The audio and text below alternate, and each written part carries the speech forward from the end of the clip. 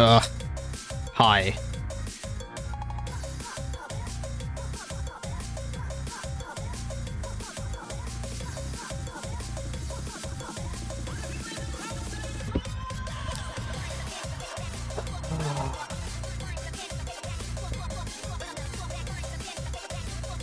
Hello, hello. How have you guys been?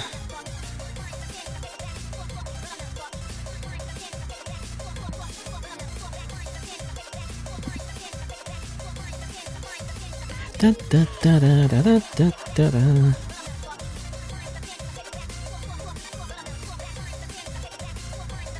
I am severely underprepared for this stream, actually.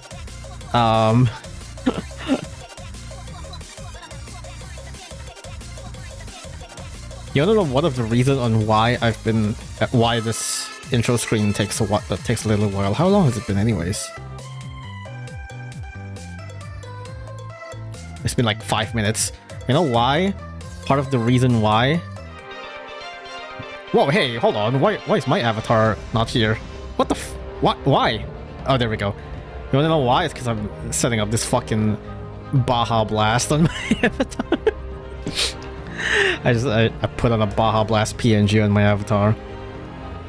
I was googling bahaBLAST PNG, and it's like literally every single result doesn't have transparent background, or it has like the fake transparent background, you know, where it's like, oh, it's checkers, but it's actually like just actual background, and it's not like a PNG.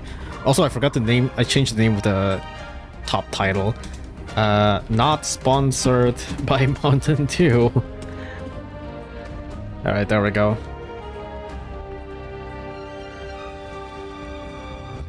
Also, I put in some musics, but I'm not sure if the VLC source would be able to detect that. We'll see about that. I only have like 2 musics in anyways. Quimurun, thank you for the 2 months. Queenie Moon? Queenie Moon. I guess. I don't know. Quinn. Thank you for the 2 months. Thank you. But yeah, this is a very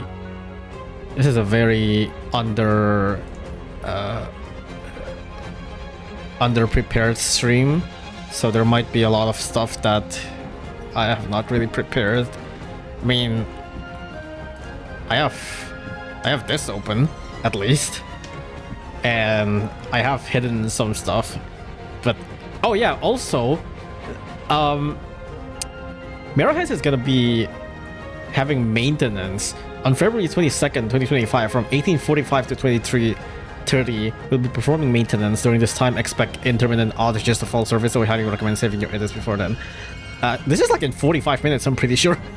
So I have opened all of the relevant pages in advance, just in case like the Mirrorhaze website goes down or something like that.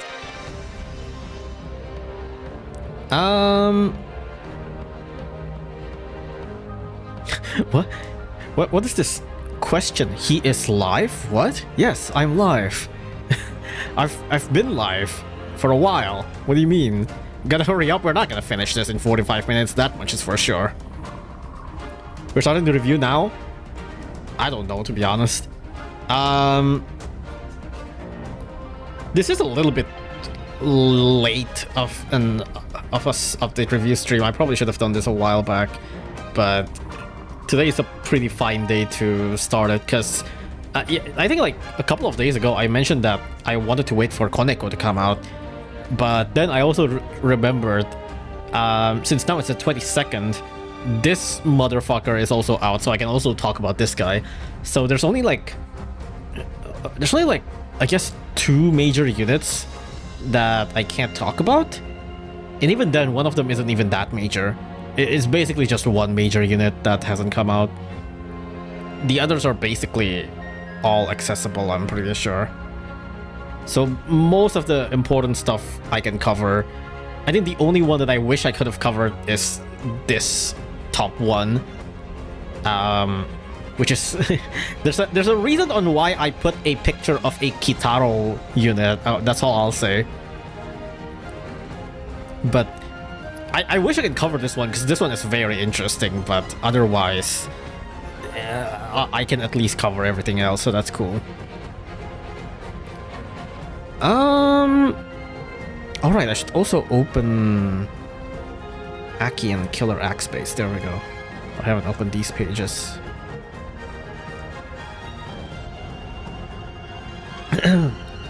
Am I alive? Maybe not. Probably not. Let me get a drink. I do need to drink a lot still. I am still kind of dehydrated.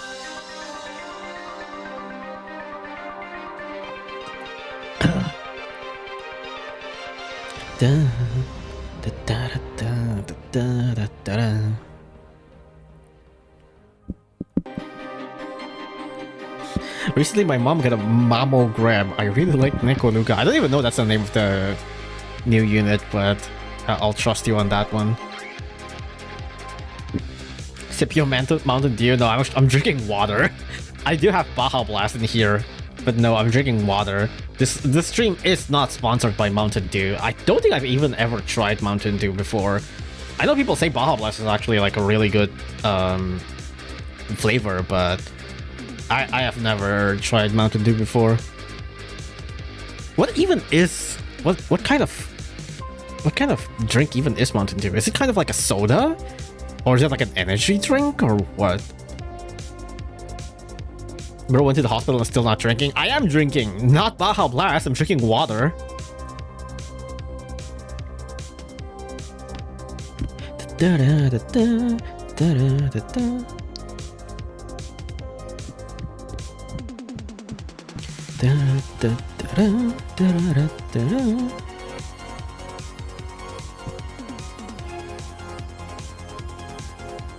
There's so much.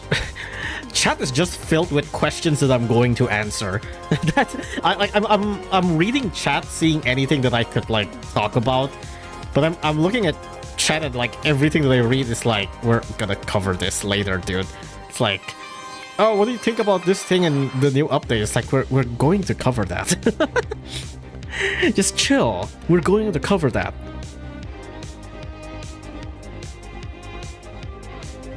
It's so good that you can steal it. Steal it through a straw and a backpack. What do you mean by that? What do you mean steal through a straw and a backpack? It's a soda? Oh. I thought it's gonna be more unique. I don't know. I don't think I've ever really seen Mountain Dew. Is it just not in Indonesia? No, it has to be, but I guess it's just not common. I don't know. I just don't think I've seen much Mountain Dew anywhere. It's probably somewhere in the like fridges of supermarkets, but never caught my attention, that's for sure. Are you up to date on Kagurabachi? No, I don't read Kagurabachi. I know it's good. I know people say it's good, but that's about it. I should really read JoJo. I've been seeing the JoJo manga panels on Twitter, and I kind of want to. I was thinking like, man, I haven't even read like post parts part 7 and above. There's an old internet meme where there's this drawing of somebody stealing bahaBLAST soda by linking a cup to a tank in someone's backpack. What? Operation Soda Steal.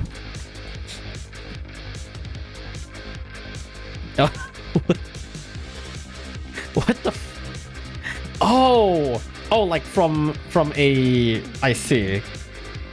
That's so nasty. Be wearing long sleeves to like cover that. That's crazy. Yeah, I can see that working. Operation Soda Steal. That's so dumb. Heart plus is right. Oh yeah, Labyrinth is finally back soon. Oh yeah! That's crazy. Madoka is coming, and then they're like, oh yeah, also Labyrinth is here. Like, what the fuck? You put Madoka and Labyrinth? When even is the Bun Advent? It feels like everything's suddenly coming in. Madoka in like Monday, and then Labyrinth soon, and then Bun's also soon. I don't even know when Bun is.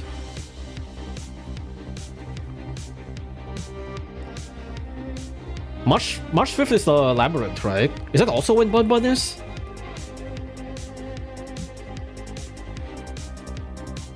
Are we discussing the update or not? Is this your first time watching me do update review? We don't actually look at the updates until like 50 minutes in.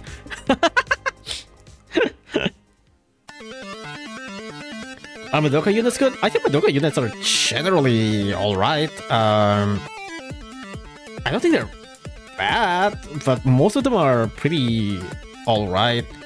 Not really like the rare units are whatever. I don't remember if any of the common units are any good at all. I don't think they are. Yeah, I don't think they are.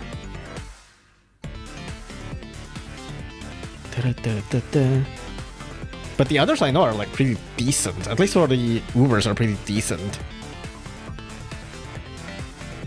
Madoka, especially with the true form, as far as I know, is pretty good.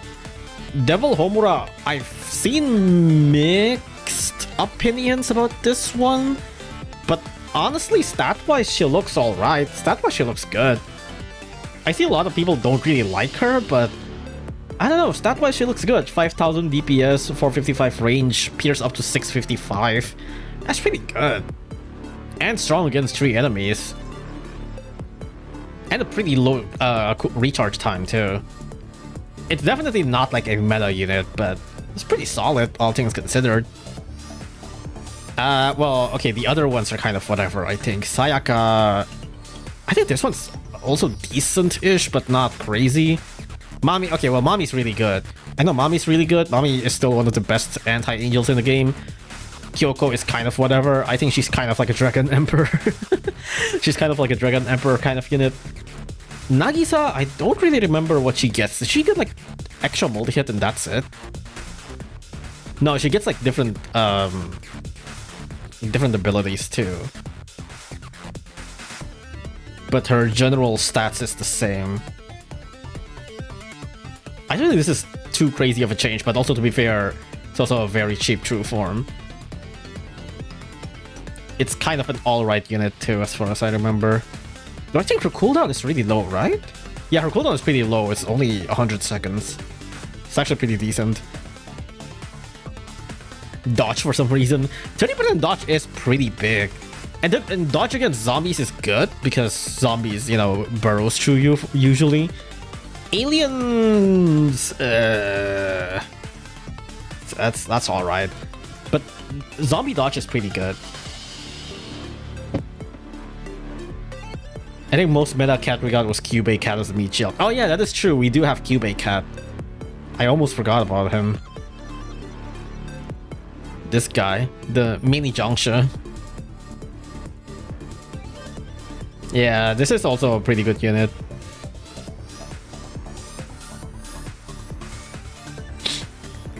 We love it. Yeah, it is a really good unit.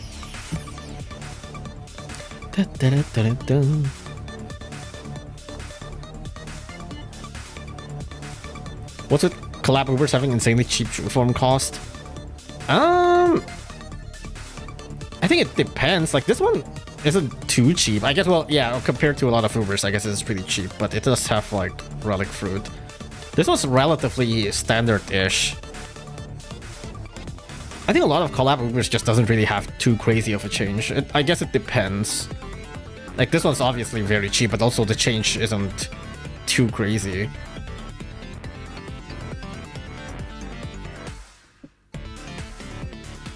I think it just sort of depends. But yeah, they are usually cheaper. I'd imagine it's just cheaper because, well, they want, like, collab units to be seen more and for people to want to, like, spread the news of collabs and all that stuff quicker. So they want people to evolve it and post stuff on social media as soon as possible. Aquafruit, that's fancy. Yeah, Aquafruit usually takes up a lot of, like, the the weight of like fruit requirement. Also, their collab feels like it worked well. Yeah, something like that. The only collab true form that stands out is Saber. Saber! I don't remember what she gets in true form. I know her true form is good. I don't remember what the change is. Also, hi Nadu. Are you? Oh yeah, you are done with what was it? No, not Toasty Turnpike. What was the stage name again? I really don't remember. But also, Nadu, hi, welcome to the stream. We're discussing the new updates, so spoiler alert, I guess. We haven't really been getting into anything too much yet, so I'm done, they're yours now. Hell yeah. I'll not be taking care of your raiders, actually. I'll just be talking about literally anything else aside from the update for a little while, so it's fine. I might have to leave, that's fine. Yeah, I'll probably be talking about random spoiler stuff anyways, so hope you had a good stream. Although, I mean, I saw the stream anyways. I saw like majority of the stream, so I know. Also, if you are not familiar with Nadu, shoutouts to Nadu. I wonder if the bot works. I don't think the bot is up. Hold on. Let me go to Streamlabs real quick, just so that I can activate the bot, because I'm pretty sure Streamlabs bot is like down right now. Our orphanage is overcrowded. You'll have to wait outside. Yeah, unfortunately. You're all not gonna be picked up by sometime soon. It's fine. Why does Cloudbolt keeps on turning off? Okay, now it's on. Let's see if we do this. Okay, there we go. But the streaming, I should test Cloudbot again at some other point. All right, but yeah, shoutouts to Nadu, who, if you want a Battlecat streamer who is still kind of like a mid-game and is actually like it's actually funny, then go watch Nadu. He's great.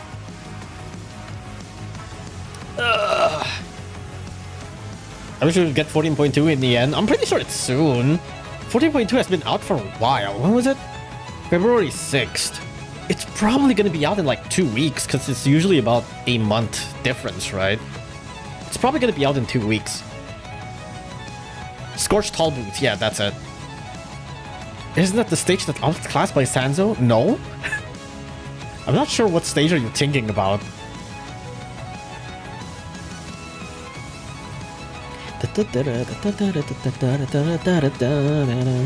Labyrinth tomorrow. Well, no, it's at 5th, right? Well, I guess it is the same time as Deltarune, which is also tomorrow. 30 more minutes of talking about anything but the update. Hell yeah. You cannot call them unfunny. I don't know about that. No, you know what usually like really turns me off from like watching some Battlecat streamer and stuff like that? It's usually awful mic. Granted, I don't really have the best of mic quality either. My mic quality, I really should just buy like an actual expensive mic at one point. I keep on like really cheapening out when buying mic. But whenever I like join in a random stream and like, hey, I don't mind if it's like some kid talking on the stream or whatever. Like, yeah, that's fine. But then sometimes it's like, oh yeah, I'm sure this thing is fine. And it's like, God, I can't listen to this for like the next 50 minutes. I'm gonna have to find another thing to listen to.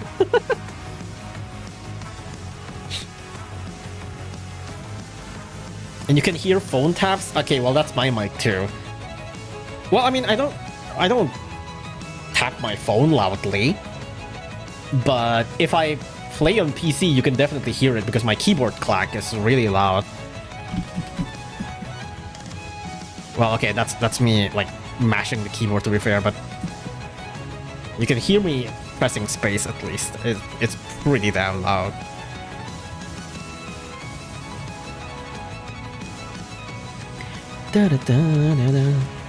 I got music to make? You make music? I didn't know that. That's crazy.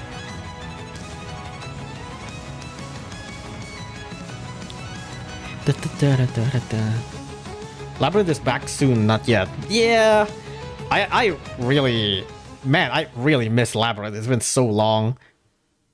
Maybe this time around I can actually finish Labyrinth. We'll see about that. I don't think I'll be streaming all of Labyrinth. I'll probably be streaming at least like a bit at the end of it, but no, I might actually. I'll try to stream Labyrinth as much as possible, because Labyrinth is a pretty long event, right? Like, Labyrinth lasts for like, what, a month or so? I wonder if we have the,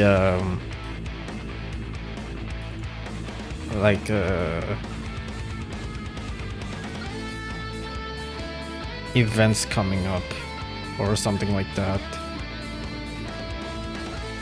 Special events. No, I guess it's only the current one. I wonder if Mirahers has data mines. No, I guess not. It does have this, but... Man, can't wait for Labyrinth to return again. It's been so long. 7 to the 28th. Wait, really? It's 20 days? I thought it's good. I thought it's longer. 7 to 28. So it's about 3 weeks. Really? I thought it's longer. Madoka starts in 2 days. Yeah, Madoka is on Monday. I might have to plan another collab with Lita. Last time Labyrinth was on, I was in early UL and I fully completed CL, still no ED. It is crazy, right? It has legit been like over a year. It's been a year and a couple of months. It's crazy. Why is highlight message so expensive? You gotta earn it. You want me to read your message? You gotta pay up. We can no longer say when Labyrinth return jokes. It's gonna come out again at one point, I'm sure. 500 plus days. 500? That's almost 2 years. What? Are you sure? 500 is crazy. Labyrinth is the complete opposite of Legend Quest? I don't think so. It's pretty similar. Well, not really, but I guess some part of it, some aspect of it are a bit swapped, but in the end... That's what I heard on Discord. 500? 500 is almost like 2 years though. I don't think it's been... Well, I guess not really, but like... It's been like 1.5 years, I guess. Damn, it's really been that long. That's crazy. Is it from 5th to 28th? What? Is that Labyrinth or Madoka? Oh no, Madoka is in like 2 days. 5th to 28th seems about right. I'm pretty sure it starts at 5, yeah. Labyrinth last run on EN since October 2023. That is insane. I guess it has been that long. 561 to be exact. It's like 530 or something. Jesus, okay. I guess it has been that long. That is crazy. Shilhola will be streaming Labyrinth when it comes back. It also took like 18 months to come back. That is insane. Last Labyrinth ended September 4th, I see.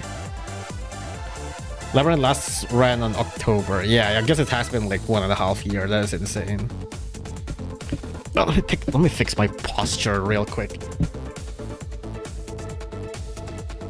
Oh. It took Labyrinth 2 pregnancies before it returns. That's crazy. You can have 2 kids and they don't know about Labyrinth. Insane.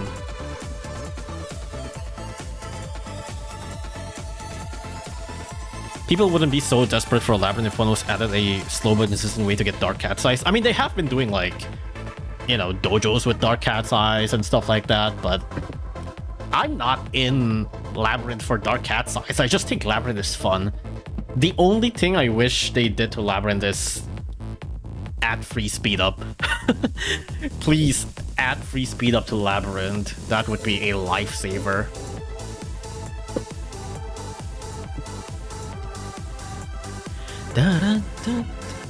Fix my posture, old man. You should be doing that even if you're young.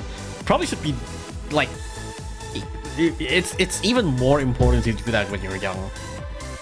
Well, it's still important if you're old, but you know. Cat Capsule Dark Eyes, that's you're not gonna get that one, that's for sure.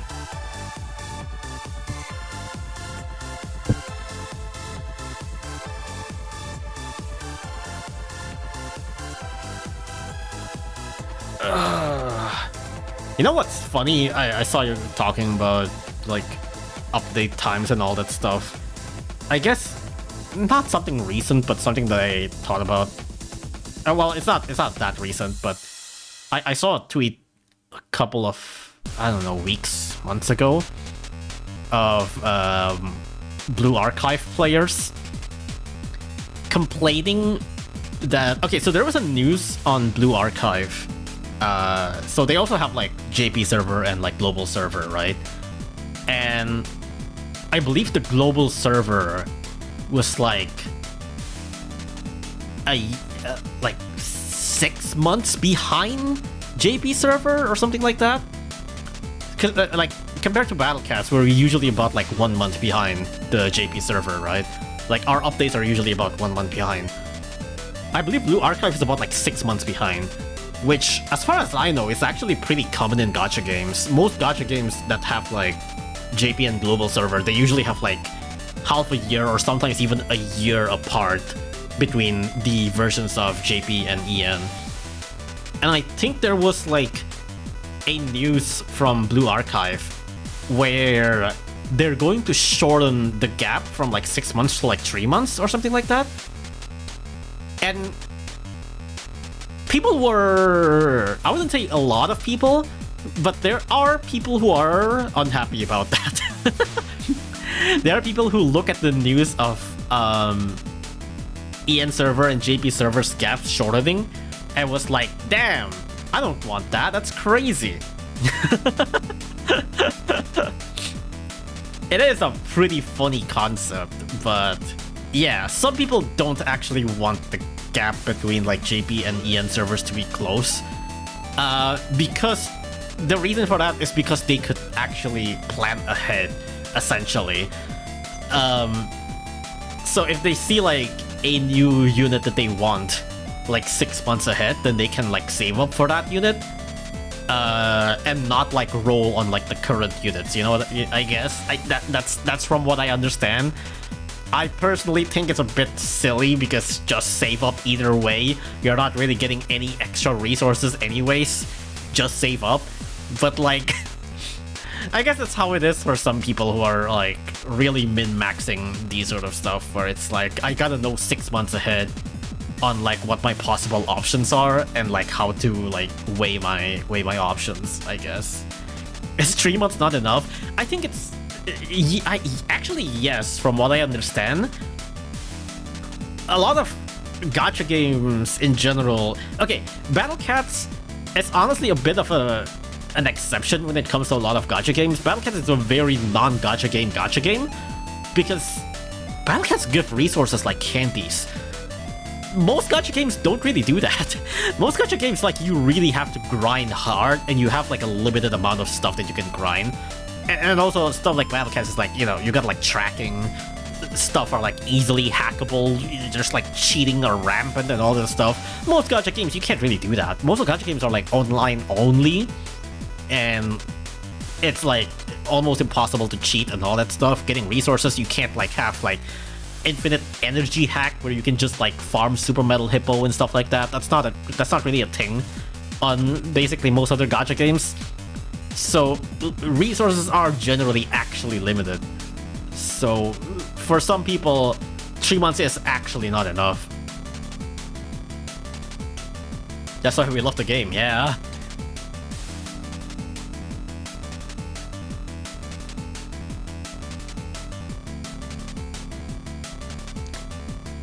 Lab already has infinite green speed-ups. Wait, what? It does? Really? Since when? I don't remember that. Was that actually a thing? Did they change that? I didn't actually know that. Look up at the image. Oh yeah! What? Since when was this a thing?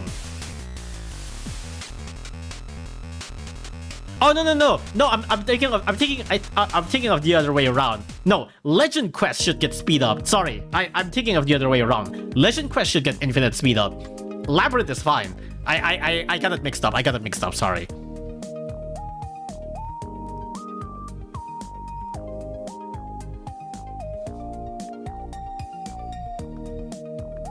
Not as much grinding, but having both 4-star and UL. 4-star SOL is pretty easy though. I honestly, grinding 4-star SOL and UL is really fast. What's really slow is 3-star UL. 3-star UL is actually like a pain in the ass. 4-star UL, that is like significantly easier. Also, Serial, thank you for the 3 months. Let's go. Mountain Dew Cat, hell yeah, bahaBLAST. I've only been playing for a year. What is Labyrinth? Oh, you'll see. Labyrinth again already. Oh my god, please do not bring that image back.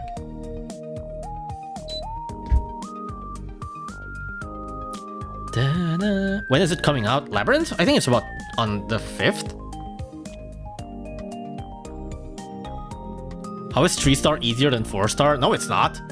3-star is so much harder than 4-star. 4-star is so much easier.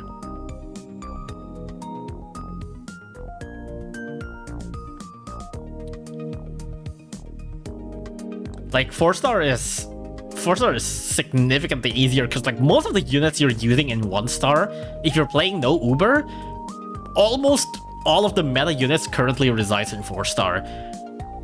Some of the only meta units that are not in 4-star are like Manic Eraser, Can, Bullet Train. That's about it, and I guess Pizza Cat. But even then, Pizza Cat is like interchangeable with Heavy Assault CAT and maybe Dark Laser. The only thing that you can't really replace is like Can. That's about it. And even then, technically Slime can also do like a similar amount of damage than Can and all that stuff. So like you can also nuke a lot of stuff with 4-star units that is not Can. I think it's funny that Ian hasn't seen the quality of life feature that has been added back to 12.6. Yeah, it is crazy.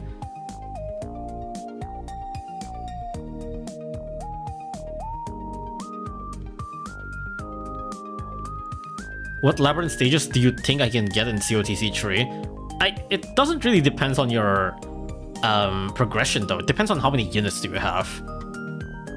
This is very much a how much units do you have test. Then again, it is also a lot of like careful planning. Labyrinth is really fun because of like the planning that you can do. We have Goemon to replace Can. That is true. That is true. We do have Goemon. But yeah, we do have like so much meta units nowadays, especially now that we have Bubble Cat too.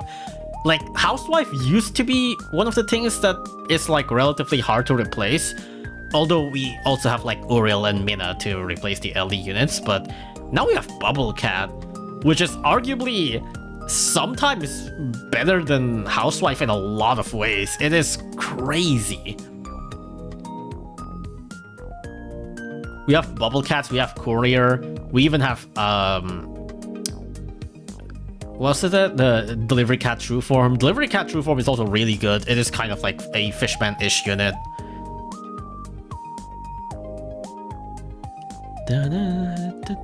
We still don't have a 4-star Gobble counter. Cyborg. Cyborg and Slime. And also, what's the name? Freaking Gold Brick Cat? Bahamut. Bubble Cat is also probably a soft counter for Gobble. You can probably stack up so much Bubble Cat that you can keep Gobbles away. What was Bubble Cat? We'll get into that. We'll talk about Bubble Cat soon. Also Rice Ball, yeah. It's been 40 minutes, has it actually? Oh yeah, it has been 40 minutes. Okay. You know what? Yeah, I was actually a little bit stalling, like 10 minutes into the stream. I was a little bit stalling. I was like, I wanted to talk a little bit more before getting in. And then I just kept on talking, and now it's been 40 minutes. That is crazy. So I guess we'll actually talk about 14.2 now. Let me get a drink again real quick.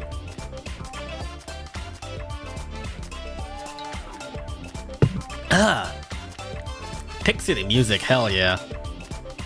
Are you gonna play the Meat Boy songs in Rift and Necrodancer? I played it off stream. I didn't play it on stream. I played it off streams. I still play Rift sometimes off stream, and I've been doing a little bit of like custom songs here and there. I saw someone uploaded like the Invading Japan theme from Battle Cats. I'm thinking maybe I should also do like a custom chart for like another Battle Cats song. Maybe do like Filibuster on Rift of the Necrodancer. That would be funny. Anyways, 14.2, am I right, fellas? This is what you guys been waiting for the past like 40 minutes, right? There is quite a lot of stuff in 14.2.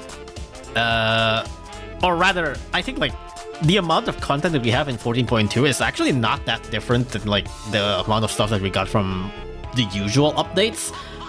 But this one has actually interesting changes. You know, it's like a lot of other versions, it's like, 5 units gets like dog shit talents. 3 Ubers gets like nothing, fucking absolutely nothing true forms. And some random new units that are probably not going to be relevant in like 2 years. But this one is actually like packed with stuff that like actually matters. Almost everything in this update actually matters. It is crazy. Let's start with... Do I start with the most obvious big one? No, I'm gonna save that for later. Let's start with... Man, everything is important. I don't even know where to start. Well, okay. Let's start with probably one of the least important one, which is Heavy Jack talents. Heavy Jack talents, immune to wave, immune to knockback. I haven't even seen what his talents are. I haven't even know what his talents are. What did he even get? Immune to wave, immune to knockback, and strengthen? I guess 50% strengthen is pretty good, but it is very expensive. Immune to wave is nice, but what's your targeting again? Hold on. It's Red and Aku, wasn't it? It's Red and Aku. Red and Aku, I guess that's good for like Berserkori, but he's already resistance from Berserkori. Aku, there's the freaking face, but he doesn't outrange the face. I guess it's better for the face if you have immunity to wave. Well, I mean, aside from that, I guess you don't really need to have him just for Red and Aku. It can also be like a Red and Aku stage with other wave enemies in the stage that is not Red and Aku. I guess it's a pretty good talent, I would say, for wave immunity. Aku face is easy anyways. I mean, if it's alone, then yeah, but it can sometimes be annoying on a like proper support. Aku Brawlo, you're right.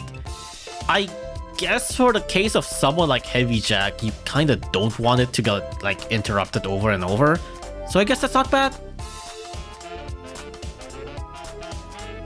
Oh yeah, Death Cory. Death Cory gets used like very little.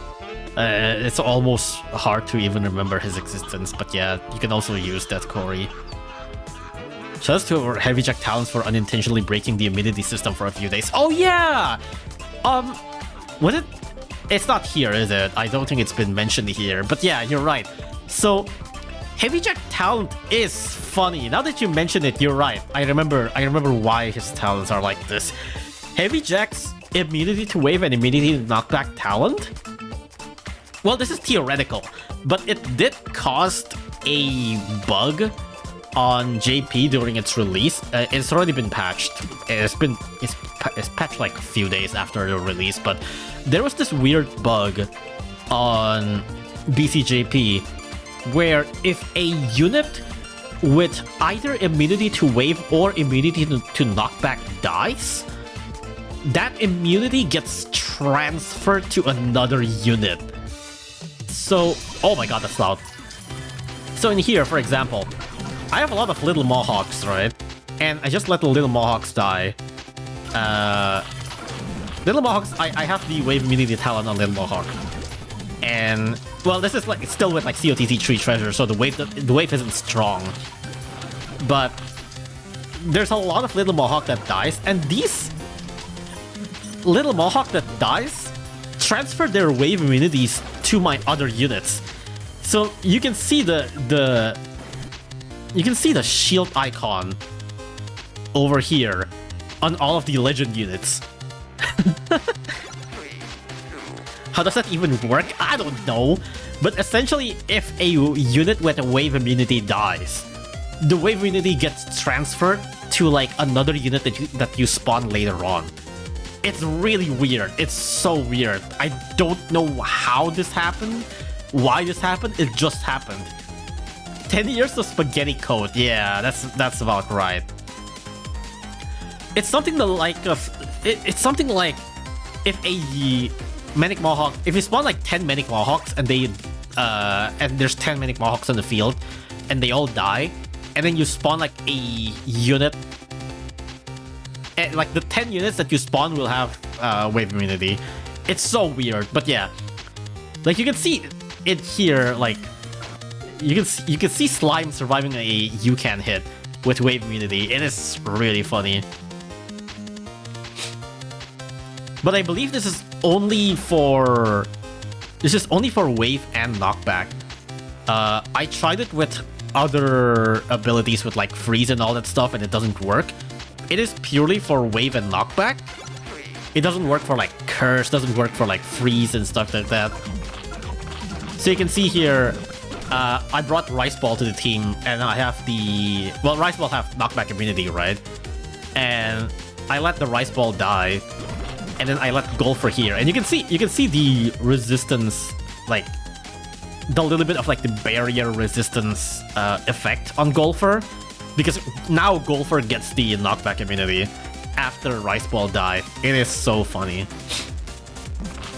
The Slime is rather cursed. It is crazy, but yeah. So you can see Golfer getting knockback immunity here because I killed some Rice Balls earlier. Some Rice Balls died, and now the Golfer has the knockback immunity now. It is so funny. It is so dumb. This has been patched a few days later, but yeah, nobody knows why it was just immune to wave and immune to knockback, but at the same time, Heavy Jack also gets the talent of immunity to wave, immunity to knockback. So the speculation is that it has something to do with Heavy Jack's talents. That's the speculation. The speculation is that it has something to do with Heavy Jack's talents, because it's specifically these two. It's specifically knockback and wave. It's so weird. Nobody truly knows the answer. It could very well not have anything to do with Heavy Jack, but at the same update, Heavy Jack gets knockback and wave, so yeah.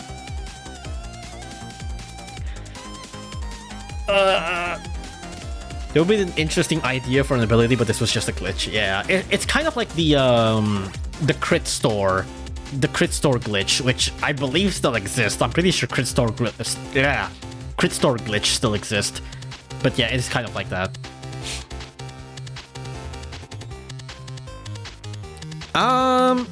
Okay, that's one of the less interesting things out of the way. I guess I can also talk about... Well, we're already talking about talent, so let's talk about Kai's Ultra Talent. This is a pretty funny one. It's actually pretty good, I would say. But I don't know if it's worth it. I don't know. Kai's Ultra Talent is actually pretty nice. Target Aku Curse Immunity. Target Aku is long overdue. She had the Shield Piercer. Target Aku is the most obvious next step. The problem is nowadays there's a lot of good shield breakers already, so her shield break talent, I would say, is not as interesting anymore. But with Target Aku, hopefully she gets new niche, because now she works for Aku and she works for breaking shields. It's nice. I don't know if it's worth level 16 for, but at the same time, Kai is generally just a good unit anyway, so it's fine. Curse immunities make sense, I would say. Curse immunity feels like it's a bit underwhelming, and it sort of is. It technically kind of is still underwhelming, but it does make sense because there are a couple of relic enemies that are also part floating, and so now she also works for these relic enemies that are mixed with floatings. At the same time, there are also a couple of like floating stages that are mixed with like relic backliners. So it's a pretty good immunity. I just don't know if it's ultra talent worthy, you know? It's one of those talents where it's like it's pretty good, but is it ultra talent worthy? I don't know. It's also really funny that they added the upgrade health back for the ultra talent, because I'm pretty sure she didn't get this for the basic talent. So she gets locked off from extra health on ultra talent. That is so funny.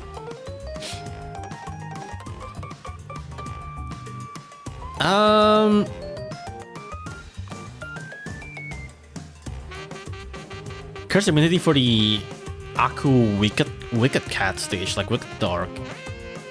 I don't think she needs her resistance for that, though. I mean, I guess, but I don't think she even needs the resistance for that. She's already good either way. Let's do the Orca. Actually, I don't know much about the Orca, I'll be honest with you. I saw footages of it, but... oops. I saw footages of it, but I haven't actually seen much about the Orca. What even is his stats? 1 million HP, 12,000 damage, 190 attack range. 250 to 550. Oh, it's like a... Well, okay, it's like Dolphina, but... Actually, let me compare this to Dolphina. Let's see. So I'm actually not too familiar with their stats. 350 to 650, 250 to 550, with a bigger attack range. Interesting. So a smaller blind spot, but a bigger attack range. It is basically just a... I don't know if I would say this is more annoying or less annoying. It is less range, but... Less range also means smaller blind spot, I guess. A more melee Dolphina, I guess. That's pretty interesting. Smaller pierce, but more damage. Yeah, but also like smaller blind spot, which is more important, I would say. Arguably more important is the fact that it has small blind spot. 250 is really slow. Really small. Da, da, da, da, da. Less annoying because of ED, that is true, I guess. I guess you can also kind of like Royal Guard it or whatever, but...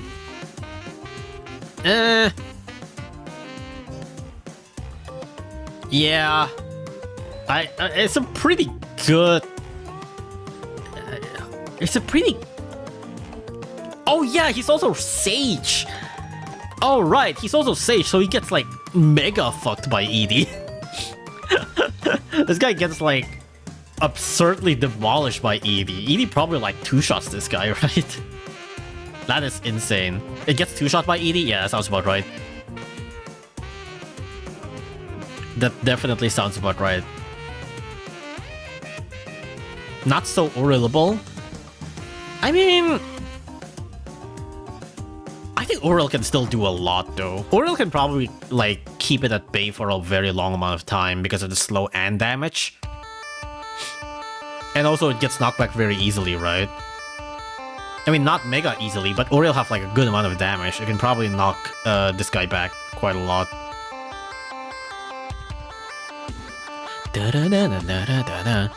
You don't need to seize him on... so all stage...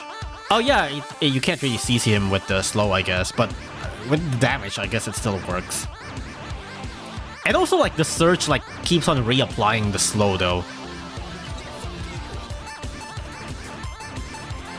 And that's turning knockbacks, yeah. Uriel somehow managed to find a way to work because Uriel is just that cracked. Yeah, I like, with the slow getting reapplied for surge, I'd imagine he'd probably still get slowed during the duration of the surge. After the surge ends, you can probably, like, move immediately, but during the duration of the surge, I'd imagine it still gets, like, purpose slowed. Can't Uriel tank this guy? Absolutely. Uriel can definitely tank this guy. Uriel has, like, 1 billion health. 567,000 damage in one ED shot. That sounds about right.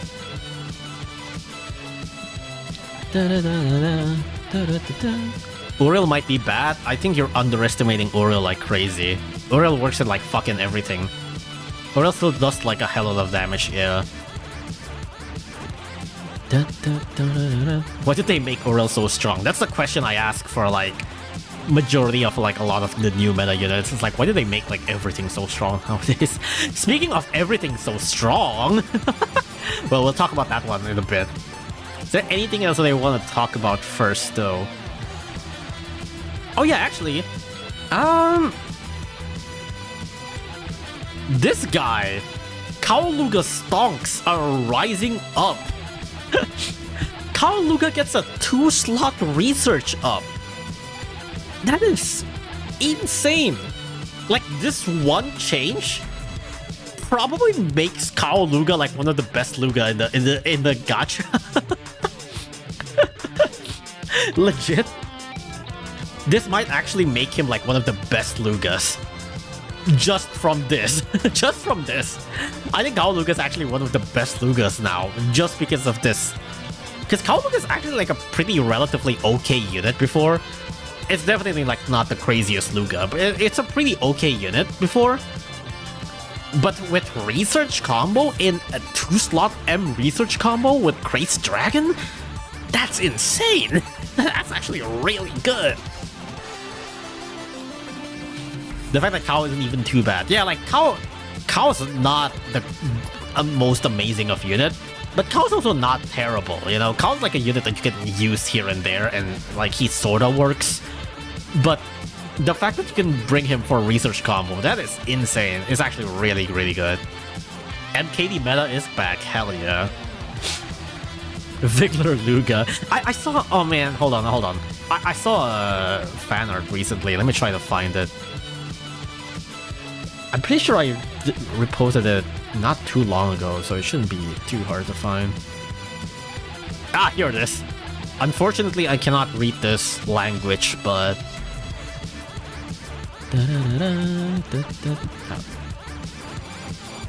I can't read this language, but... Cheating hearts? Oh, hell yeah. It's time. Vigler versus Kaoluga. Let me post the link in chat so that you can also visit it. It's so funny. Vigler and Kaoluga is actually rivals now.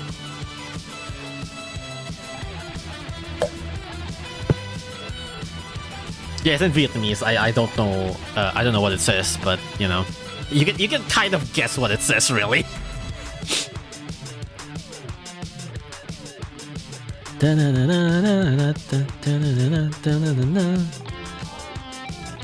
Promo get you banned.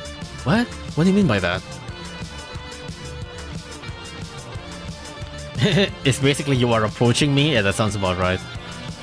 Kaoluga doesn't have a true form. Yeah, Kaoluga doesn't have a true form yet. So he could potentially be a really, really good Luga. Like, even right now, his stonks are already like on the roof. Just from this one combo. It's crazy.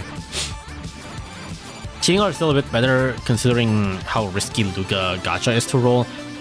I mean, let's ignore that. You know, let's ignore the fact that Lugas is a little bit risky.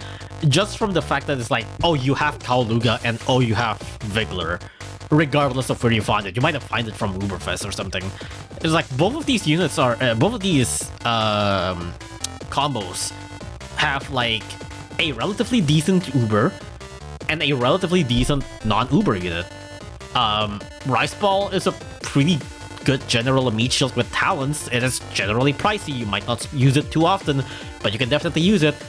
Mana King Dragon is still like a single target unit, but it's still pretty good if you stack it up and all that stuff. It has good range, it has good stats. You can definitely still use it here and there. And both Vigler and Kaoluga are just generally pretty decent-ish unit. Vigler's probably a little bit better though, especially since Vigler have a proper niche, but Kaoluga is still also not half bad. Both of these are like really good combos.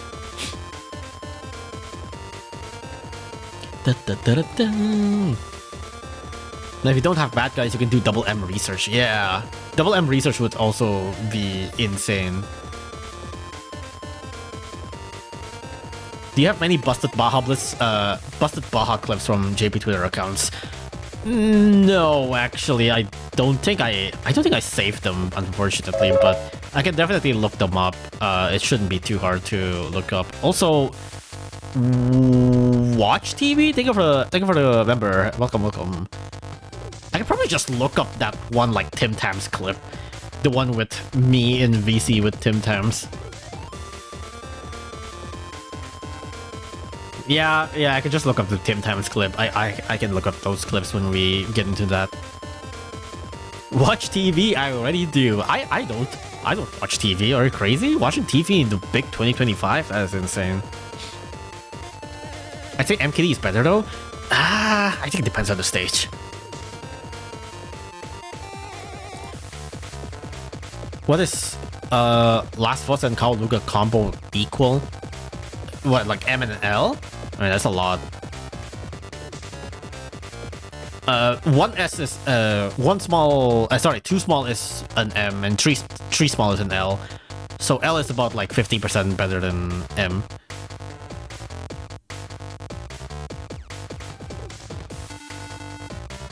MKD is worse because of Little Lizard talents. I mean, that doesn't really make sense though. Because you're going to have to bring MKD either way for this combo to work. It's not like you can swap this out.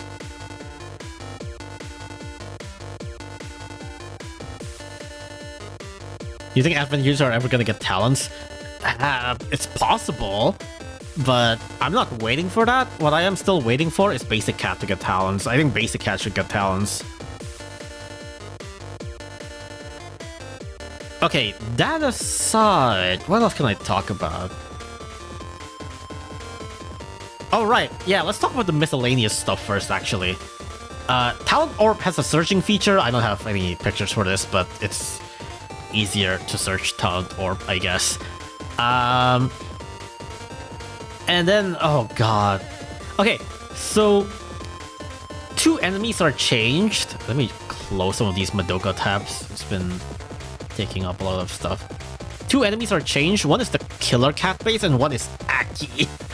Aki gets his animation. Well, not animation. He previously, if you don't know, Aki has a really bad and off-sync attack, where you can see his attack is sort of like bum, bum, bum. It's supposed to be that 3 separate multi-hit. So 1, 2, 3. But how it was before is 1, 2, 3. That's how it was before.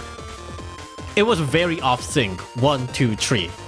So previously it was really quick, but now it's actually like properly spaced out. It actually matches the animation. And that's not good.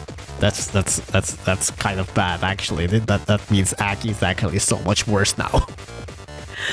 This means that he's like his presence on the field is actually much more significant, because previously since the attack like comes up at the like a very similar timing, it means that your units there's like a bigger gap in between Aki's attacks. And this means that a unit cannot get hit twice.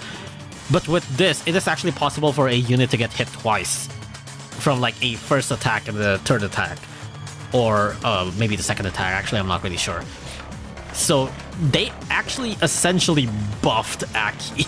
Aki is scary again. Yeah, Aki's actually scary now. It is a little bit worrying. Are you fine with me picking you in RBC with relevant images? Relevant images of what? I also have like streamer mode open, so I won't get notifications anyway, so I have image of the talent search. Oh, I mean, sure, I guess. Do you have any comparable footage? I don't have one right now, but Battlecast 14.2 Aki. Nope, that's Koneko. Oh, that's me! No, nobody made like a specific video about it. I'm sure some 14.2 video have something about Aki, but whatever, it's fine.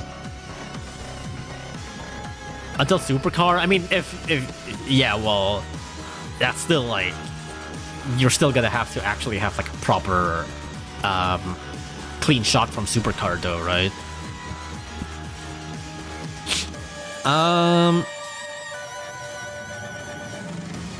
Wait, where's my Firefox? Oh, there we go.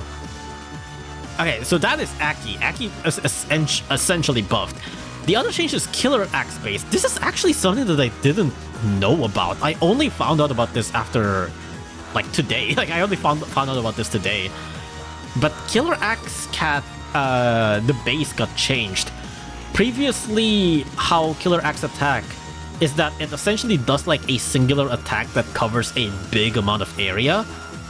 But what it does now is that it essentially does, like, the Nala attack of, like, having 3 different spots of like 1, 2, 3, and it has a blind spot too.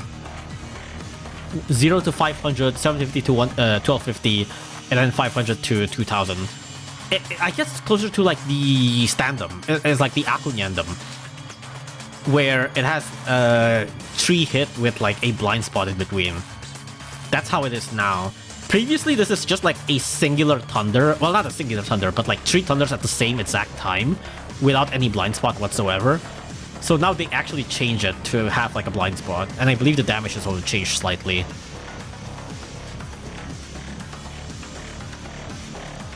It's a nerf? It's sort of, I think. I think it used to attack longer. Attack frequency... No, wait, never mind. I guess it was actually nerfed. Attack every once 9.9 seconds and deals 600. Now it deals 1500 but has a bigger attack frequency. It's sort of a nerf. I guess it's mainly a nerf, yeah, but the range is also different, wasn't it? Or is it the same? I guess the range is the same, huh? Yeah, the range is still 2000. Yeah, I guess it is mainly a nerf. There is slight, like, rebalance changes, but it is mainly a nerf. Oh, wait, here it is. Let me see.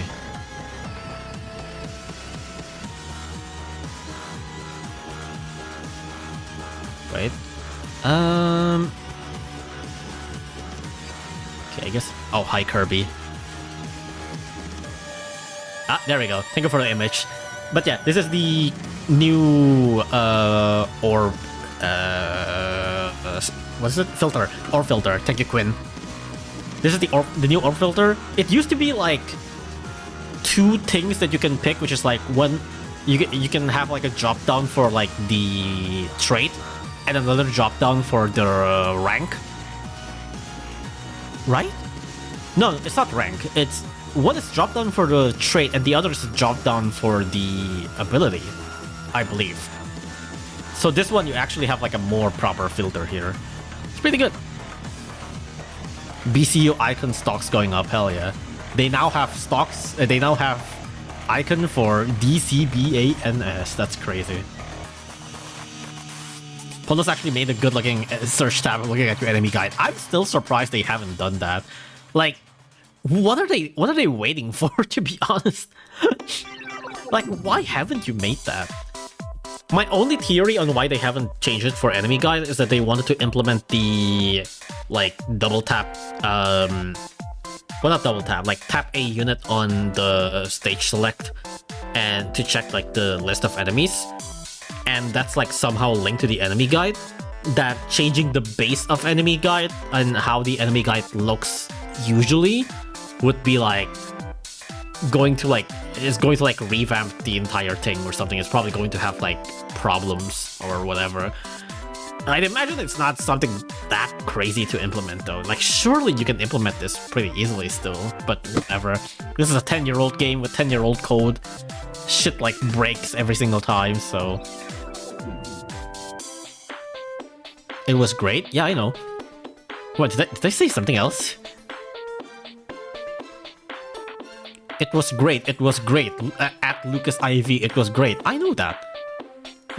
Why are you so mad?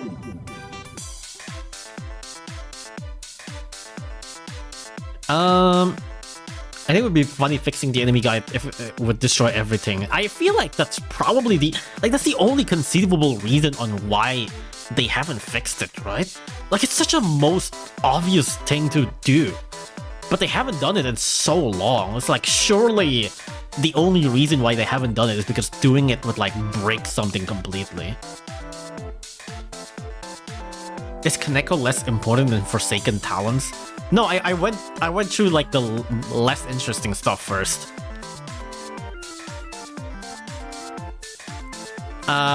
Granted, now that I think we're basically, well, okay, I guess there's still this guy. There's still Killer Gross. I guess it's also another less interesting one. Granted, it is a very funny cat. IT bosses doesn't have description, they don't seem to care, yeah. Oh, whoops, hold on, my phone cable. Ah, there we go. Alright, so this is Killer Gross Cat. Well, I mean, you already know that, but like, the funny thing about this guy is that, you know how Killer Axe and Killer Cat is like completely unusable before true form? This one, well, this one's also pretty unusable. It also have like 7,500 cost, which is the same as like Killer Cat and Killer Axe. Sorry, Killer Cat and Killer Tank. But this guy has 700 range. This guy has actually like proper sniper uber range. It's so funny. Like, this guy actually has range. Look at this guy's attack. It's fucking massive. Granted, he has like 300 DPS and like no health, but like 700 range is so funny. Foreground Cyberpunk, yeah. It also has like double of Cyberpunk's cost and like 1/10 of Cyberpunk's damage. It's single target, by the way. It is single target, so it is absolutely useless, but it is so funny how big of a range this is. Oh yeah, by the way, it also has 2 seconds cooldown. So it's a spammable 700 range unit. Isn't that crazy? I'm gonna have to revise my Cybercat video, because now this is another unit that is actually like a spammable range attacker. Except this one has 700 range, that's crazy. Let me get a drink.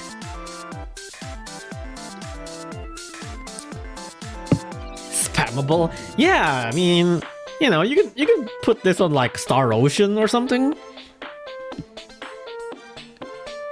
I do want to see this in action on like Star Ocean though, because like Star Ocean does give you like infinite money. It would be so fucking funny. People who use it for floor 32. Yeah, you gotta clean up the squirrels. Hell yeah. Wouldn't it be funny if the true form give him even more range? Yeah, like, don't change the cost, just give him like more range. Give him like 2,000 range, but like keep the cost and keep the stats.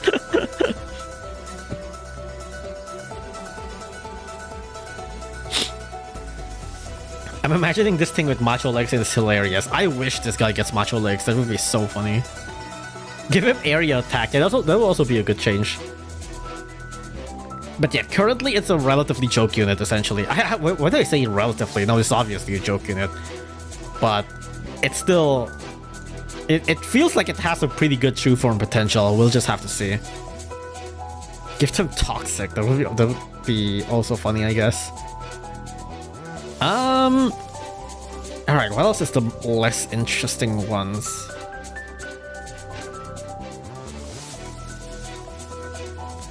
I guess, I guess this guy. Isunboshi gets a true form. It's alright. It's actually pretty good. He actually gets like 50% damage increase, I believe, from here, right? Yeah, he actually gets like 50% damage increase. It's actually pretty big change, but also makes sense because Isunboshi's damage has always been low for some reason. For being a melee rusher, Boshi's damage has always been really low for some reason, so him getting like actually significant damage boost makes a lot of sense. But it's still not that high. Like 6,000 DPS. Granted, it's a rebound unit, right? So DPS isn't like everything, but it still feels pretty low for a rusher unit. But he does have like a little bit of Omni Strike. But it's still kind of low-ish. It's still alright. Like the speed increase is nice. And it has freeze immunity for some reason. I don't know. But damage increase is definitely all he needs. And the true form cost is also really cheap. But it still feels like it needed a little bit more. Granted, it definitely makes him significantly better. The massive damage is niche? I guess so, but like... but like... You're putting this on the same update as this? You know what I mean? It's like, oh yeah, you know, he has like good damage against his trade. This is his competition. Like, this is Isunboshi's competition. This is the competition of every rushers now. But yeah, well, you know, it's still a pretty good change, but yeah. At least Boshi can now actually knock back Doremi. I wonder actually. I guess you might need to boost. Can you do that on level 30? No, you probably can. No, wait. Times 3, right? Because this is tradeless. 28,050 times 3. 84. I don't think that's enough. I'm pretty sure Doremi requires like 90 something thousand. Knockback 20 times 18 million health. Yeah, it needs 90,000. So Boshi at level 30 actually can't knock back Doremi in one hit. You either need to cat's eye him more or use damage up combos. That is pretty funny. He can knock back Doremi, not at level 30 though. Not at level 30. You definitely can with like slight damage ups or if you boost him a little bit. Level 34. Oh my god, is it actually level 34? Hold on. So you need what, like you need 90,000, so you need 30 stats modifier.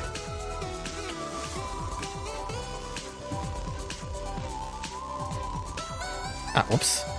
So level 30, it has 28,000 attack points. Level 33. No, it's 33. No, yeah, it's 33. It's not 34. 33 is enough to knock back Doremi. So it's not actually 34, unfortunately. It's rule 33. It's close though. It is close. But it's 33. Let me get a drink again. Can he juggle Doremi like Bahamut though? I think so, because I'm pretty sure he has a similar attack rate with like Isunboshi attacks actually like relatively often from what I remember. Let me check. Well, Bahamut.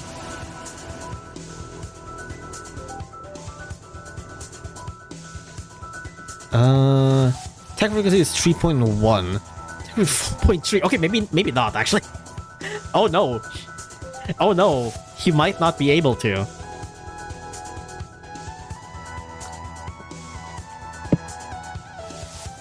I don't know if Doremi has like a seconds to spare. He might not be able to do the Bahamut chain. Whoops. Unfortunate. Pretty sure he can.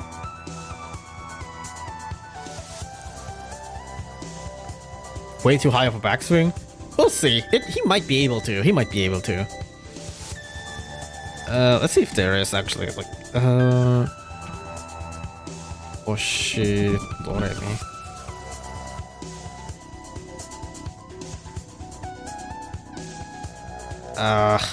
Well,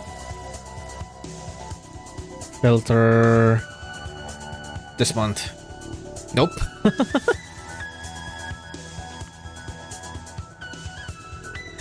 Filter this month. That is not a Doremi testing. That is not a Doremi testing. This is not a Doremi testing. That's not Isunboshi. This does not look like Doremi. Damn, nobody tested him on Doremi? Alright, 7. Did you test him on Doremi? Lionel, Winged Piggy, Angel. Nope, no Doremi usage. Unfortunate. Figure it out in the next episode of Mythbuster. It's so true. I tried it in Doremi Revenge, it didn't work. That is unfortunate. I can't believe Isunboshi stocks is still down low. Still pretty decent though, but yeah, nah. Not too great of a true form, unfortunately. I mean, it's still pretty nice, but eh. Speaking of good true forms though, Cosmo, my man. Cosmo gets an ultra form, and my god, okay, before looking at the stats, look at this fucking design. That is so sick. Like, this design is so cool. Man, it's dripped beyond belief. That is so cool. Man, it's dripped up. It's so cool too, like the previous forms, like he's obviously like, you know, the cool blue light hero. And then the ultra form becomes like dark and edgy and shit. It's like, damn, that's so sick. Oh, whoops. Let me move away a little bit so you can see the attack animation. I'm pretty sure the attack animation is still like the same, but you know. Bring! But also, like, look at the like shining dark aura. That's so sick. Ah, whoops. Like, look at that dark aura. Man is crazy dripped. That is insane. Look at that effect. That effect is so nasty. Let me see the constellation. The constellation is still about the same. Whee! Really good, really cool stuff. Ugh. He's so dramatic on like the fucking knockback. The knockback animation is so dramatic. Look at him. It's like, oh, been hit. Ugh. Did he do that in true form too? Oh yeah, he did. I guess it's always been like that. But it feels overly dramatic with like the wings getting scattered and all that shit. Oh yeah, I guess it's also been a thing here. I never realized that.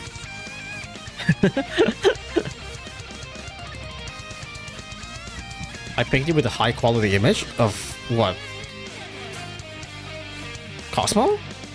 Oh yeah. Oh yeah, it's on the Podo's tweet, right?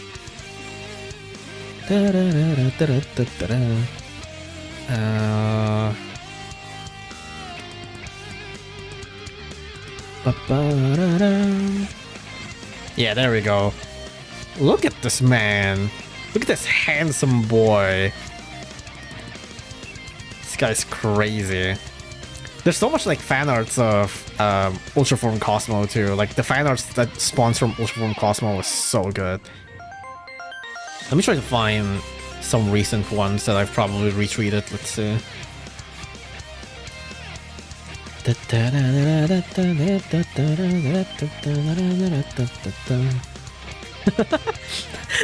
Okay, this is not Ultraform Cosmo, but I just want you guys to look at this. This has nothing to do with Battlecats. I just want to post this one. All right, let me try to find the Cosmo fan arts.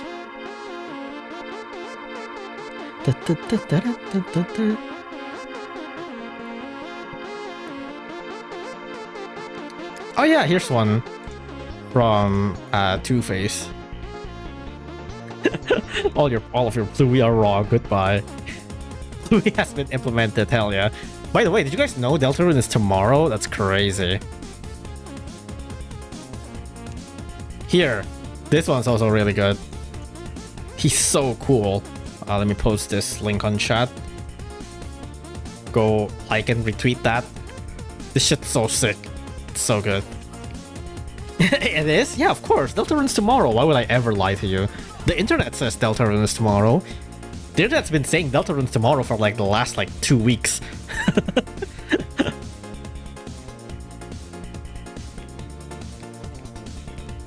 Deltarune is not tomorrow, man. No, that's what everybody's been saying for like the past 2 weeks. Deltarune is tomorrow. It has to be.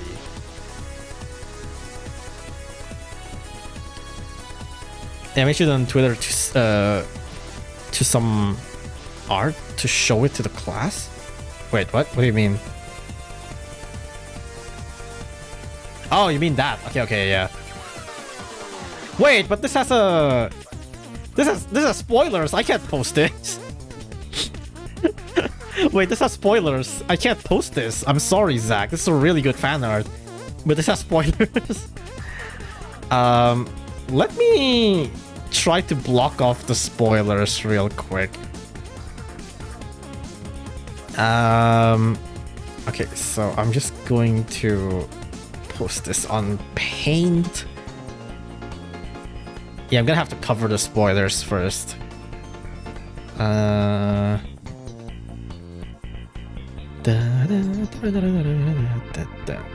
Wait, let me go back here. Let me grab this PNG of Kitaro real quick.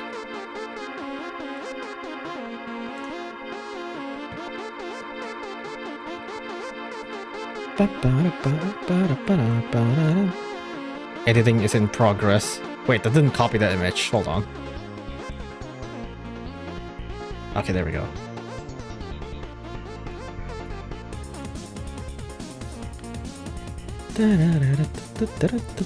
Give me a second.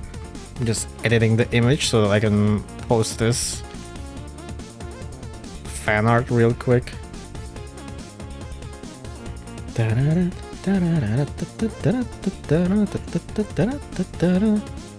Okay, there we go.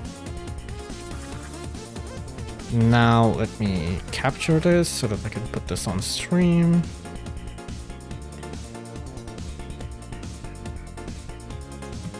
There we go. Where is it? Showcase snipping tool. Oh, there it is. Well, ignore the snipping tool. There we go. Wait, actually, let me post the link of the fan art. Wait, where's the link on the fan art? Hold on. Ignore the Kirby's. God damn it, I have so much tabs. I have so much tabs open, I need to look everything up. Oh, here it is. There we go. Could you move your VTuber model over the spoilers? I mean, possible, but I would rather not take risk. Yeah, it's a really good artist. They're a really good artist. So good. 14.2 is a really peak version. I'm gonna watch Lucas stream about it now. Hi, Zach, if you're watching. I appear. Oh, hi. There we go. There we go. There's the artist. Go like and retweet that tweet.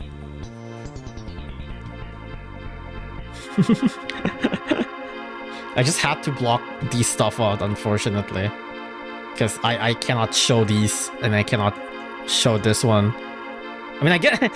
Even if I show what's on, like, the right part, even if I show what's here, it probably is like... It's so nondescript. It's like, you probably wouldn't even fucking know what that is. Oh, I should hold on. Let me get this drink again.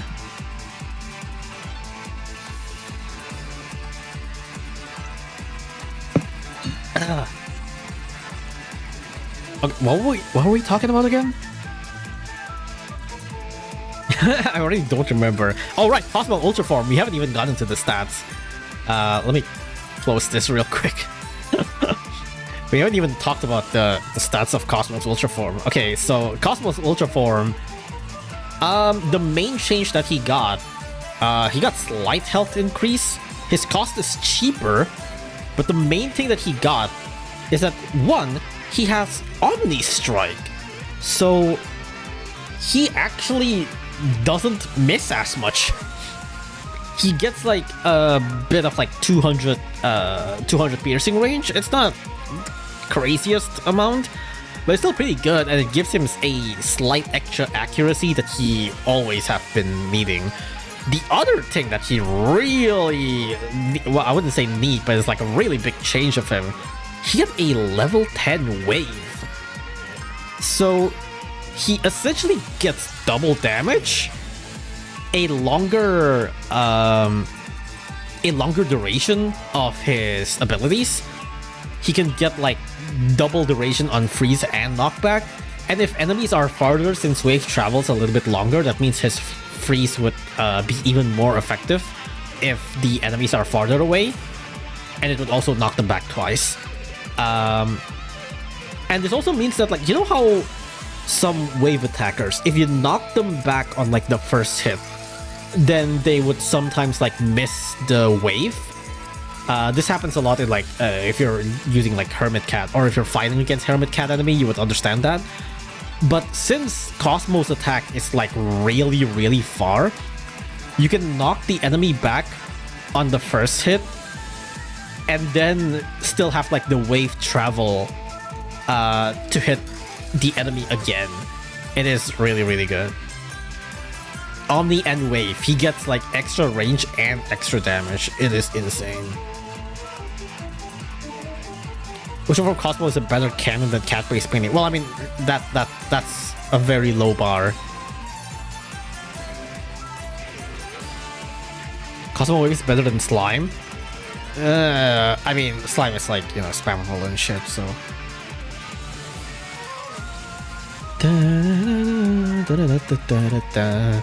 He also has knockback himself.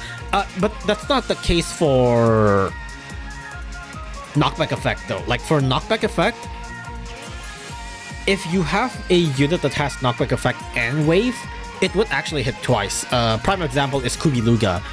Kubiluga, whichever enemy gets hit by his initial attack will still get knockback by the wave. So it actually does do like the double hit knockback. But if it's a damage knockback, it would miss. But that's not the case for Cosmo. Since Cosmo is like... that's not the case for enemies that are far away from Cosmo at the very least. Go to Socrates counter? That sounds about right. I guess it would like double the knockback and the freeze on Socrates, even if Socrates still resist them. But yeah, a really, really good Ultra Form. It is definitely a very worth it Ultra Form. What's its cost again? Oh right, the cost is... Well, it ain't 30 fruits, but it is 10 yellows. 10 yellows is still a decent amount, but I'd imagine if you're up to the point where you can do Ultra Form, 10 yellow shouldn't be too hard to get. Like, it's still a decent amount, but like, it's definitely up to the point where this isn't too much anymore.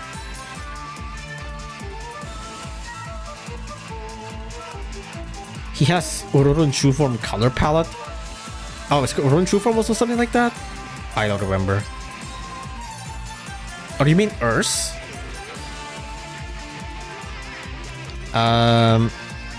Yeah, all the yellow. It's 10 yellow and 10 fruits. Honestly, I kind of wish they kept like the ridiculous cost just for the funnies. I actually low-key wish he gets like, oh yeah, like 30 yellow stones. Not even like 3 gems, like 30 yellow stones.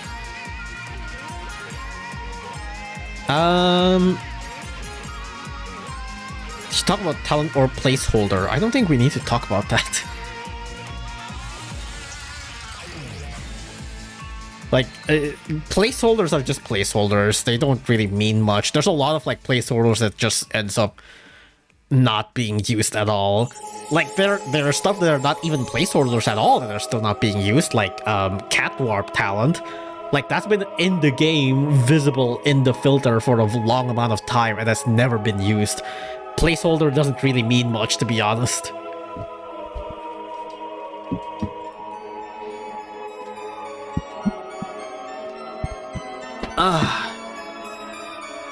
Metal X Sprite. Yeah, there's a lot of like stuff like that you it just doesn't really mean stuff. And besides, I don't think I can really talk about that kind of stuff. Ponos don't usually like talking about stuff that aren't public, so it's essentially unreleased content. So that is Cosmo. I guess that's about it for like the less, I would say less interesting units, but everything else that we haven't talked about are like crazy stuff. I don't even know where to begin. So it's Bahamut and Valkyrie, Bubble, and then Koneko. Let's talk about Koneko first. This is Koneko, the other sister from Moneko, Neneko, and Koneko. Get it? Because it's Mo, and then Ne, and then Ko. It's literally just like Moneko, Neneko, Koneko. It's so dumb. But yeah, this is the let's go gambling ass fucking unit. Everybody, I've seen a decent amount of fan arts where it's just fucking her gambling like shit, like this one. Let me also post this one in the chat. Let's go gambling! So Koneko is what is essentially, you know, Mimi Luga from the PC Uber? That one Lugas that does like literally everything? Well, that's Koneko. Koneko is that unit that does literally everything. I don't realize the joke until now. Yeah. So Koneko's ability is that it has a look at this. Look at how stupid this looks.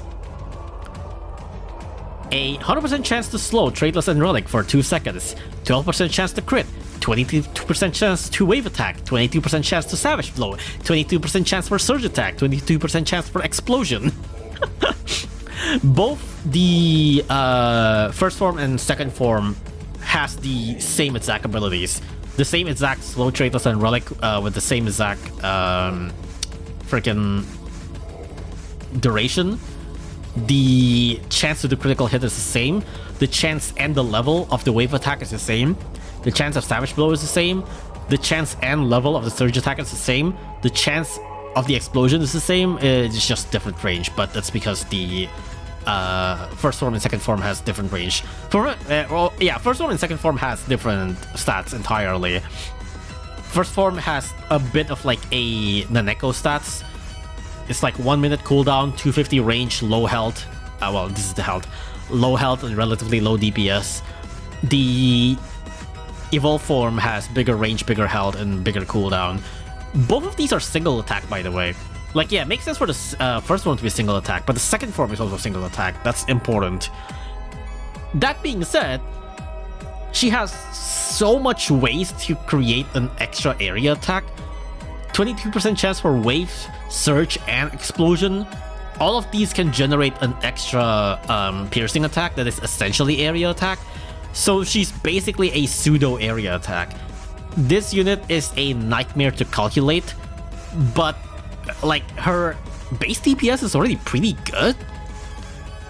And, you know, a crit doubles the damage. A wave attack essentially doubles the damage. Savage Blow essentially triples the damage. Explosion essentially doubles the damage. So she has so much stats multiplier that her damage is actually like insanely high. I think someone's probably already calculated this. Yeah, I think someone's already kind of calculated this. Her many abilities complicate things. You can expect an average of 14.5k to target enemy, which is the single target, and a 6.8k DPS to surrounding hits at level 30. That's pretty high. 6.8k DPS to surrounding enemies with like a general piercing range and a chance to crit too. Well, this is counting with the crit, but like, you know, against like metal enemies, that is crazy. It's actually like a pretty big amount. So this unit is quite pretty good. 450 range, good chance of everything. Granted, and also it has the chance to, well, not chance, but like it has guaranteed slow to Traitless and Relic too. It's a very hard unit to talk about but it is still a very good unit regardless. Like, it is hard to calculate on how much she does and everything, but it is really good. She's definitely still really good. I don't know how good her first form will be. I kind of doubt you're going to use her first form ever. It's like, yeah, it has shorter cooldown, but 450 range, man. Like, why wouldn't you use the second form? I think second form is the much more obvious form to use. First form also has the cost of Moneko, I guess. I guess there's like restrictions maybe or something that you might want to use this for. Or maybe if you're just like, you don't really have anything else that you want to bring,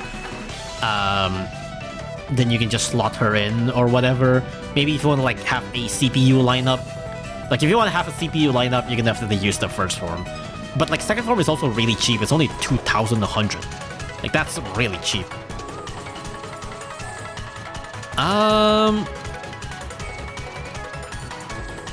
Alright, the second form, let me go to the second form animation. Second form, you know what I don't like about the second form is that she doesn't bow down. She just does like a silly little jump, which is cute, but it's like it could have been better, you know. She just does a little bit of a jump, and Bun is the one that does her attacks. So I wish she does like the bow.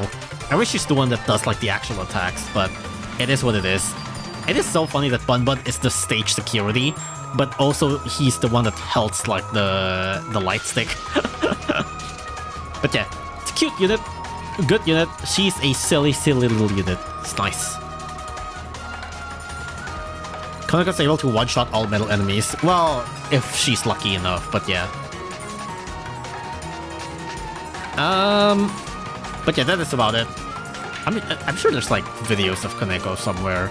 Let me check my Twitter. Actually, I don't think I retweeted anything about Kaneko. Oh, right, actually, well, this isn't a Kaneko gameplay, but the this is the artist for general Battle Cat stuff. They made a Kaneko art very recently. They just posted this like a couple of hours ago. Official Kaneko art immediately after she released. That's nice. Also a little bit of lore. Well, okay, this translation is not being fetched, but I believe they said something along the lines of like Kaneko is actually designed not long after Naneko. So the design of Kaneko has actually been around for like a very long amount of time. It's just been essentially unused for a while. Really cute though. Oh, recording. Thank you again, Quinn. Although I'm gonna have to... It's a bit difficult to post Discord video. Online video player.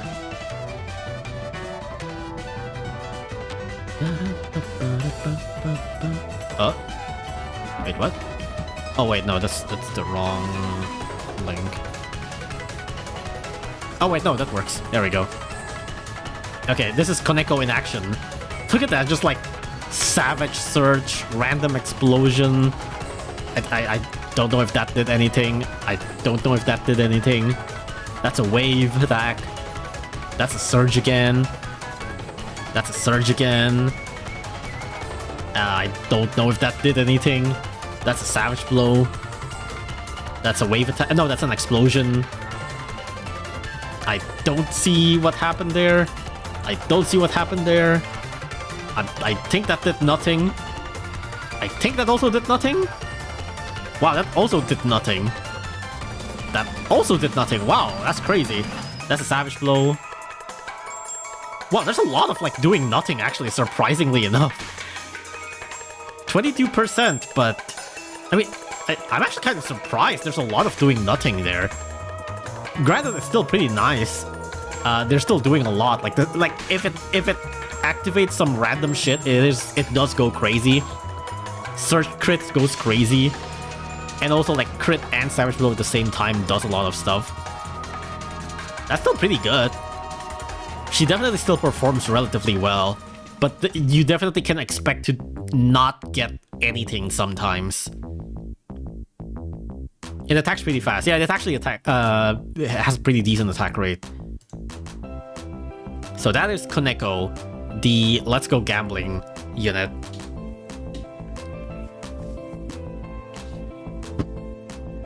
Damn, this player is unlucky. I think that's a little bit of unlucky, yeah. I'm pretty sure it's usually a little bit better than that.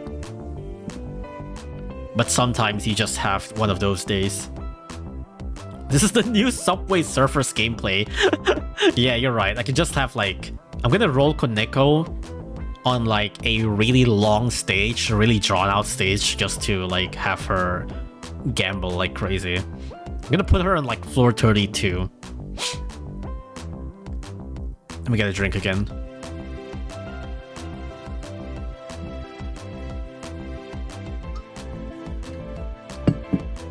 I don't think we ever had a Surge Crit or Savage Blow unit. Yes, we have. We have bahaBLAST. bahaBLAST have Surge and Crit. I don't know about Surge and Savage Blow. I feel like there should be somewhere. But bahaBLAST has Surge and Crit.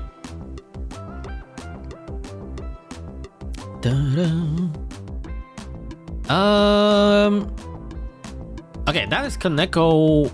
What else? Okay, let's talk about Bubble. This is also one of the most insane thing in this update. People always, when this update comes out, I think most people would immediately go like, well, bahaBLAST's the biggest winner, obviously. But I feel like Bubble isn't talked about enough. This guy is insane. So this is the true form of Phantom Cat, Miasma Cat. You know, that one unit that you get from Zionel that is like kind of whatever, and you may have used him for like Wing Piggy here and there. That's about it. The true form Bubble gets like an insane amount of buffs. For one, look at this difference in damage. Miasma has 700 DPS. Bubble has 2000. He gets like nearly triple the damage. Isn't that insane? A unit gets triple damage. That's like unheard of. You can see here, the attack is like 176 plus 176 plus. That's not times, by the way. This is plus, so it's like 2.7 times the damage.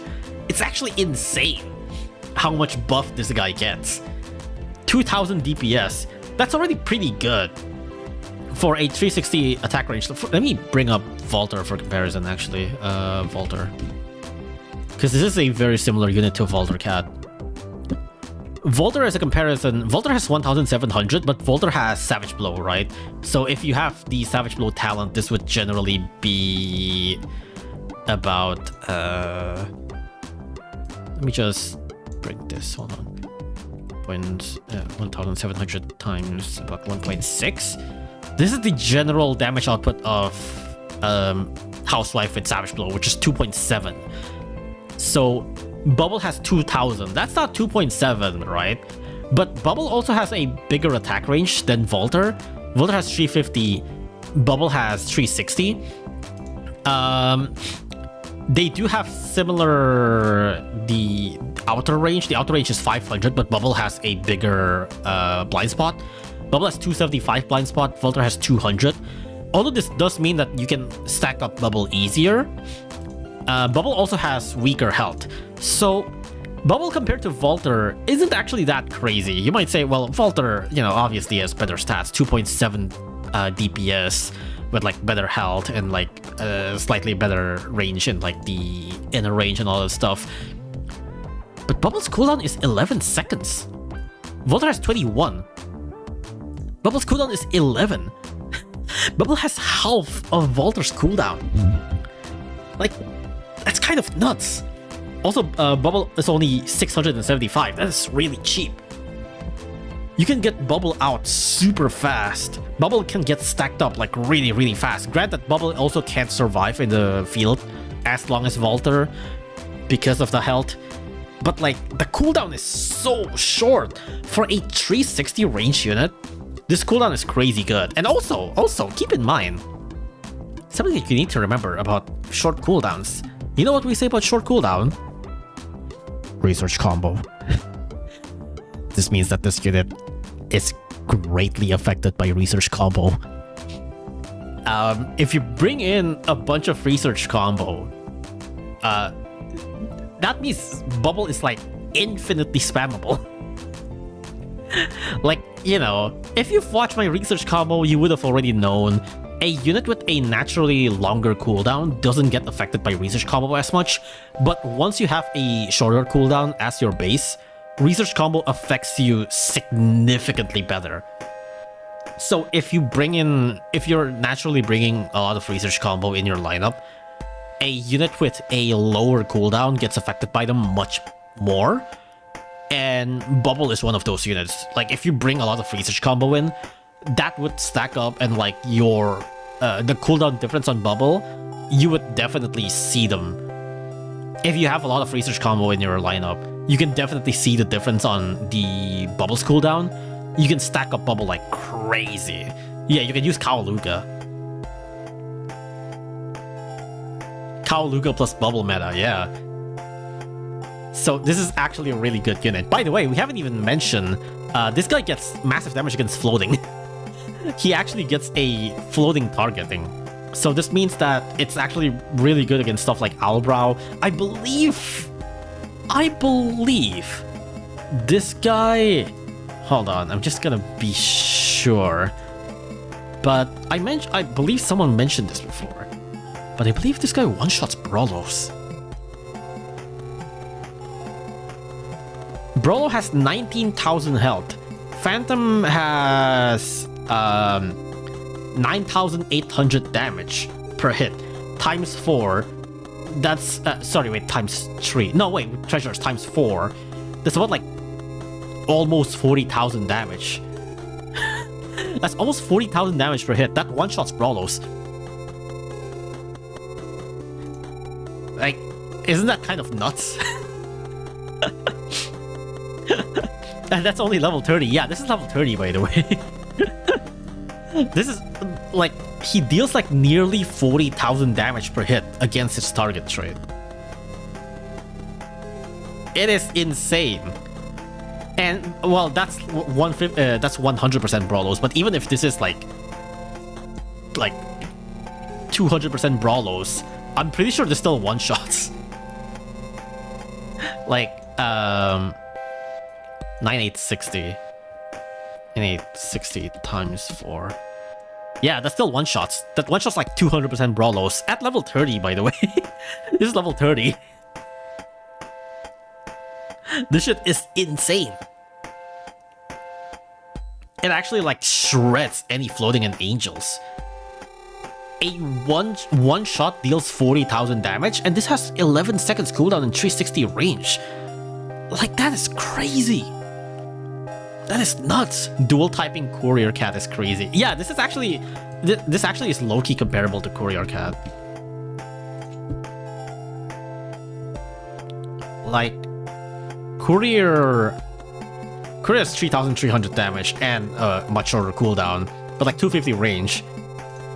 This is definitely like much lesser damage, but like the per hit damage is pretty damn high. He has a higher per hit damage than Courier Cat with a much bigger range. It's still an insane unit.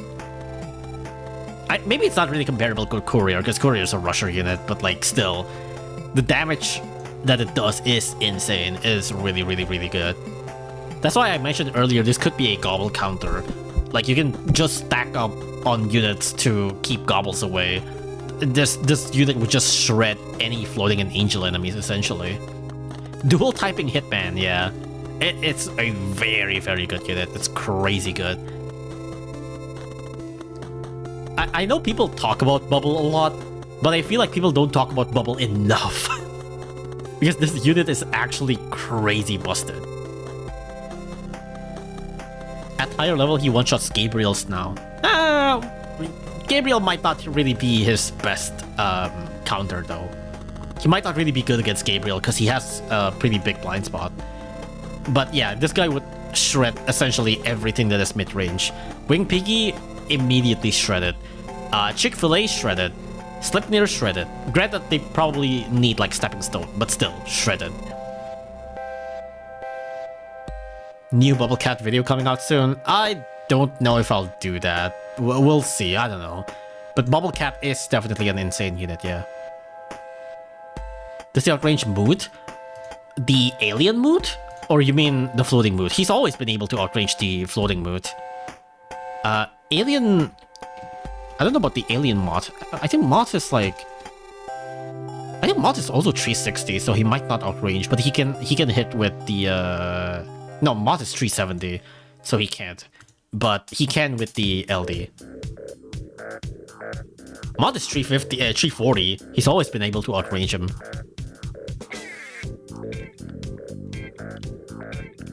I think that's about it, right? We don't have anything else. Oh, right, we also haven't... Okay, this is something that I actually forgot. I don't remember. But... what is the true form stage of Phantom Cat? I actually don't remember what the true form stage is from. Where is the stage? I don't know which stages these are. I'm just gonna have to take a guess. This doesn't seem about right. Ah, this is Phantom Cat. Okay. Okay, so I can close the other ones. So, this is the Wrath stage.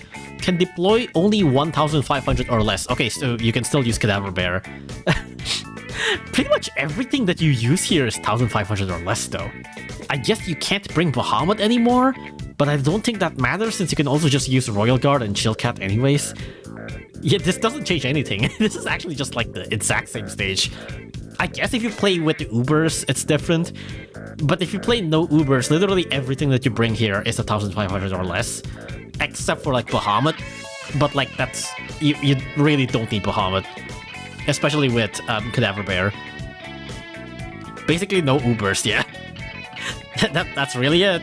It's just no Ubers, but you still have Cadaver Bear, so it doesn't really work.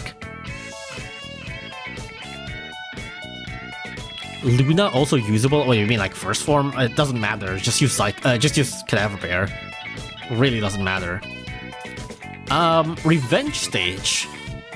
I haven't actually checked this out. What is this? Gabriel spawns Zionel spawn. Oh, there's a Zionel before base hit and there's Zionel after base hit. What? Oh, wait, what? There's one at 95% HP and then one at 90% HP. What? Okay, so there's 3 Zionel. One spawns on timer, one spawns at 95, one spawns at 90. Okay. Infinite Doge Dark and Gabriel's. Okay, so the first ones are just with finite. Okay, so first one is just for stalling. When base reaches 95% HP, Gabriel spawns, Zionel spawns. Gabriel is just one of each. Gabriel, Gory, Doge Dark, Gabriel, Shadow Boxer. Okay. So you just lure them and rush back? And then at 90%, Gabriel, Zionel, Saint Dober, and Chibionel. Okay, so you just stack stuff on the second Zionel. That's it. You just... Gabriel, Zionel, Saint Dober, Chibionel. Yeah, you just stack stuff on Zionel, right? You just stack stuff on this Zionel. You stack like Juliet here.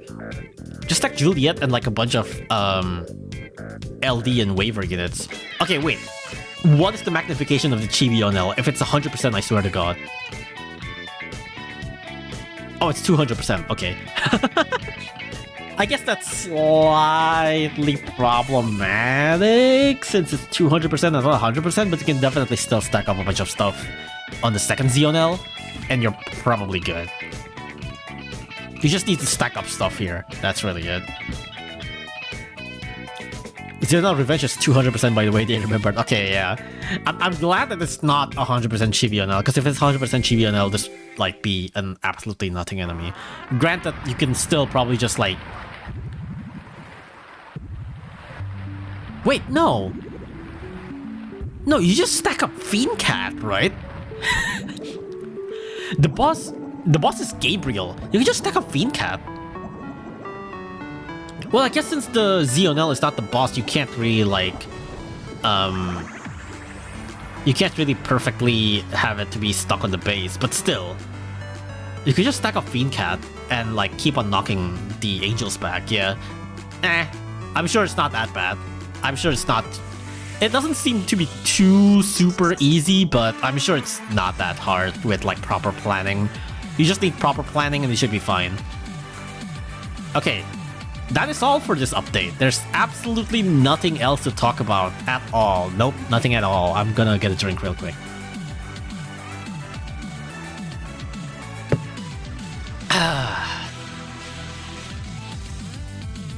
So bahaBLAST. Alright, so... Oh right, Golden Tower, you're right. Actually, there is one more thing in this update. Golden Tower. I don't know why they even have this, but this is a extra variation of Heavenly Tower. They added another variation of Heavenly Tower where it is the exact same as Heavenly Tower, except that the rewards are doubled. So you know, in the first stage you usually get like 1 speed up, you get 2 speed ups now. And here you usually get like 1 cat ticket, you get 2 cat tickets. In here you usually get usually get 1 rare tickets, you get 2 rare tickets. I believe there are some that are not exactly doubled. I think there are a couple that are like, just like increased by 1 or something. Yeah, I believe this one usually drops 3 rare tickets. This one drops 4 rare tickets instead of 3. But most of the rewards are doubled here. You get like 6 special cat's eyes here, 6 fruits here, 2 rare tickets, 6 green fruits, 10 seeds. Most of these are doubled, but the stage schematics are the exact same, except for floor 50, which has medals. Now, I know some people are like, oh no, medals is the worst trait in the game, that's crazy, they have metal auras and all that stuff. Okay, you can stack stuff on the medals. You can stack Gigando on the medals. This is actually arguably easier than the normal 450, because you can stack up Gigando on the metal snake, you can stack up Golfer on the metal snake, you can stack up lifeguard cats, you can stack up a lot of stuff on the metal enemies, and Oriel won't be able to land any hits. Yeah, but metal is metal. These are all metals that you do not need crits on. Like, these are all brute forceable metals. Well, I mean, there's only 2 metals here, but it's like, one is metal snake and the other is pure gold Arost. Both of these are really weak metals that have like no health. Well, I wouldn't say no health, but like little health and like little damage. These are not hard enemies at all. It is very easy to stall these enemies, and you can just stack units up here. I know they're unstrong, but just being metal is downside already. Metals are so easy nowadays. And the worst part is you don't even need anti-metals for these enemies. These enemies are stepping stones. I know you can stack on them, but still, they're literally just stepping stones. They're literally nothing but stepping stones. Like, these are actually easier than the normal 450. It's just that the RNG that sucks. You don't need RNG. You don't need RNG. You don't even need to crit them. In fact, you don't want to crit them. You want them alive so that you can stack them up on Oriel. Like, this is actually a legitimate easier than 450. The metals just makes it easier. The fact that they're metal makes it easier. Metals are just annoying. The metals are helpful here. They're helpful here. You can stack units up. The fact that the metals don't die and don't take damage is good here. Like, you can brute force the metal Arost, and the metal snake are like easy to stack up on. They don't do any damage whatsoever. They're tanky, but you don't need to kill them. In fact, you don't want to kill them. It's good.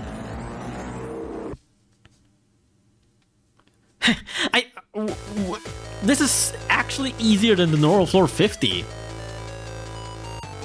Goldaros does no damage, and yeah, Goldaros does no damage. Metal Snake does no damage. These are like nothing burger metal enemies that you can just stack up units on. It's legit just makes things easier for you. Metals are the easiest trait in the game after red. Yeah, metals are basically one of the easiest trait currently. Metals are probably only out power crept by like reds. Yeah. Well, no, even then, I would say red is like slightly less power crept. It's like less. It's only like slightly less power crept than like relics. Metals is like probably top 3 easiest trait in the game right now, and it has been for like a decade. If Metal Seal was here, it would be different. Yeah, but there's no Metal Seals here. No, actually, if there is Metal Seals here, it would still be easy. You can still stack up units on Metal Seal. In fact, it's probably easier to stack up units on Metal Seal. Like, yeah, you just need to bring Hoop Cat. That's it. Just bring Hoop Cat. Floating is power crap. I don't think it's as power crap as metals though. Metals are significantly easier than floatings.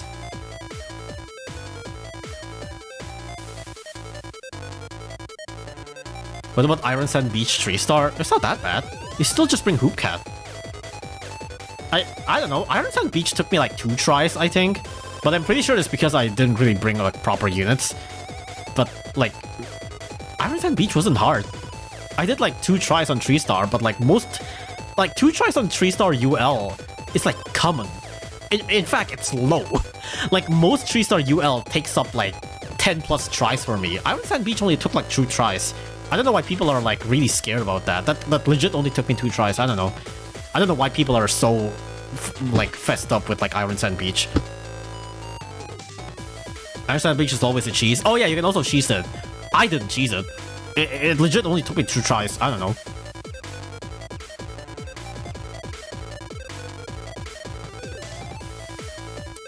Metal Snake is just wasted potential of a good for a good common peon. I don't. I mean, yeah, sort of. Metal Snake is a pretty good like tanker unit, but I think Metal Snake is just too easy to abuse on like a lot of stages.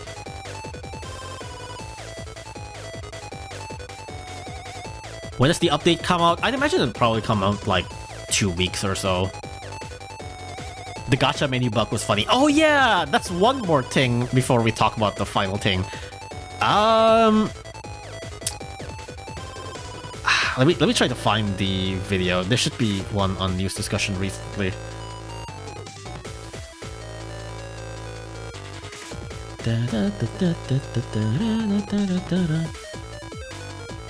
Ah, here it is. I found it.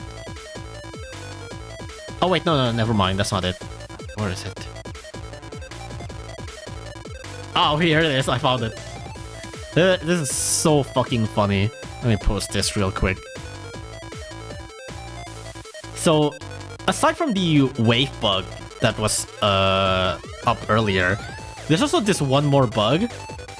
Okay, so imagine you're just there's some Madoka collab going on, right? But you're like, I don't know, let me just play some SOL real quick, right? Let me play some SOL to grind some. Nope, you're on Madoka gacha now. It's like, I don't know, I want to play some Stories of Legend real quick. Nope, you're going to the gacha screen. It's like, no, you're not playing today. You gotta go to the gacha screen. You will roll Madoka now.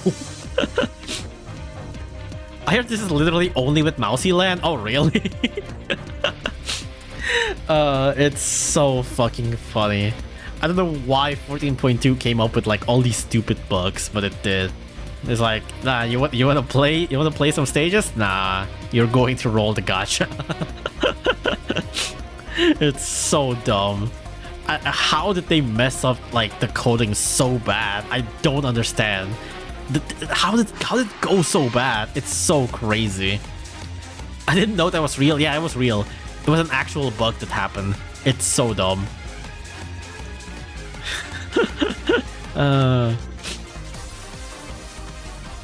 Oh damn! I ran out of water. I might actually have to refill my water. All right, guys. I guess I'm gonna end stream here so that I can refill my water. There's absolutely nothing else to talk about anyway. So.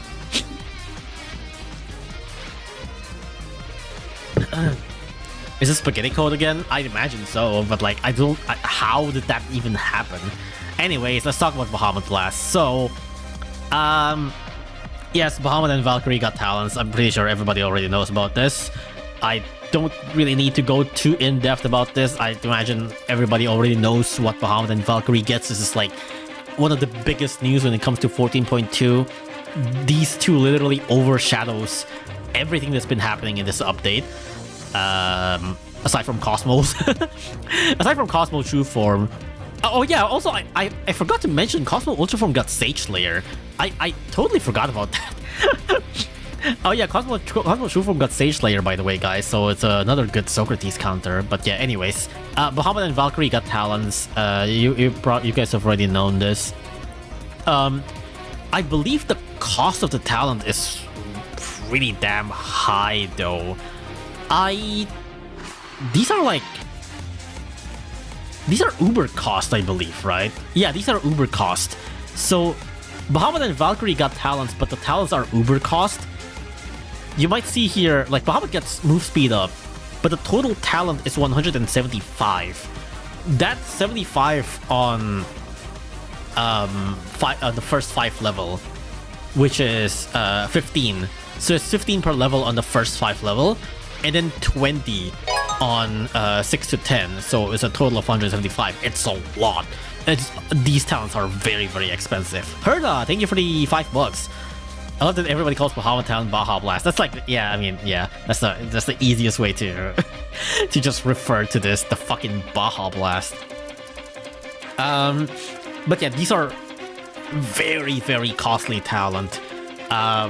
So you need to choose carefully, but except that you don't need to choose carefully because you obviously just need to invest everything on bahaMut Explosion Attack. So yeah, bahaMut gets an Explosion Attack talent where at max upgrade, it gets 100% chance to do an Explosion Attack. I'm sure you've seen many, many footages of this carnage just being unleashed to the world. I have this tweet where I was reacting to bahaMut's talent being tested on. This was a hacked account, but it's already been out now, so it doesn't really matter. This was before bahaMut stage was actually like implemented, so this was actually like hacked account. This is me on the VC with like the toxic server guys. You can see Chilhola down there, that's me. There's Woofa down there. This is just like us live reacting to bahaMut being tested. Like, this shit is insane. Immediately, like, breaks the shield and knocks back Midnight D. That's Midnight D at full health, by the way. That's Midnight D at full health. Breaks the shield and then knocks back Midnight D. And you might notice here, the outer explosion of bahaMut destroys the shield. Like, but on that one attack, bahaMut hits Midnight D 3 times. bahaMut hit Midnight D 3 times here. It's like 1, 2, 3. That's 3 hits from bahaMut. And then it does that again over here. Where, well, this one, since they traded and bahaMut gets knocked, Midnight D gets knocked back. Midnight D doesn't get hit by the first blast. But the last blast hits Midnight D again.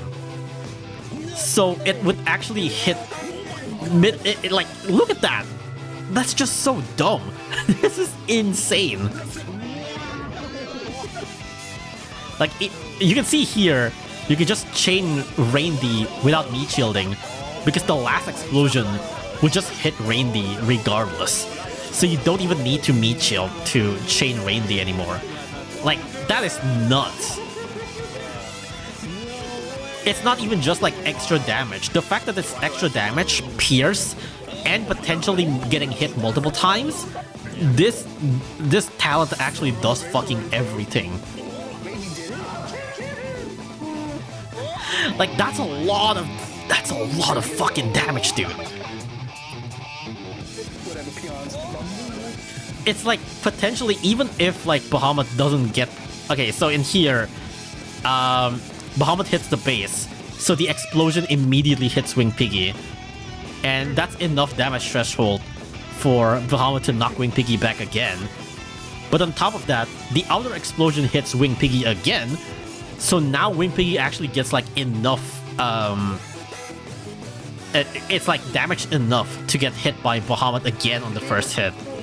Like, the amount of damage that you get, like, even if you miss the first hit, the outer explosion would still add, like, a 40% extra damage from bahaMLAST. Nice. That is nuts. Like, this guy can 1v1 a 100% Wing Piggy. 3 of them, by the way. It is insane. Oh, yeah, also, since this is a talent, he gets talent orbs. He also gets a talent orb slot. I guess you can't really show them here, but like, yeah, he gets a talent orb slot. And as you know, with the same thing with like mini wave and mini surge, the outer explosion would still get like the full buff from the talent orb if it's a damage up. So you a damage up orb on bahaMLAST actually increases bahaMLAST's damage by like a crazy amount. Wing Piggy is 150% on Kasamin Ruins, by the way. Yeah, this is a 150% Wing Piggy, by the way. This one's 100% Wing Piggy, so it might not be like super surprising, but this one's 150%. This one's 150% Wing Piggy. And this is still like, this is like without that much planning. This is very imperfect planning. You can definitely like plan out a more proper chain. This is a very imperfect chain, and it's still just like 1v1 like 150% Wing Piggy. It is insane. Who's that dipshit in VC? Boy, I wonder who. I would be okay if this wasn't accessible early. Yeah, so that is also my main concern about this talent. I know a lot of people are like, man, this talent is so OP, this shouldn't have been that OP. I actually don't mind too much that it's OP. At first I was also kind of like, well, this is a bit much, isn't it? But thinking about it again, it's like, I actually don't mind bahaMLAST getting like a massive power spike. It kind of just reminds me back on like when bahaMLAST was first released, because it's like, wow, this unit is crazy and it's like rushes everything. It reminds me of that. But the fact that you get it on COTC 3, like, what? This is a ZL unit. This should be a ZL unit, but you actually unlock this after COTC 3. Oh yeah, also they have an awakening stage. So both Valkyrie and bahaMLAST has an awakening stage for this. Valkyrie's awakening stage is balanced around COTC 2. All of these enemies are COTC 2. So if you have COTC 3 cleared, these are very free stage. The bahaMLAST Awakening stage, I have a whole video about the bahaMLAST Awakening stage, you can just watch that.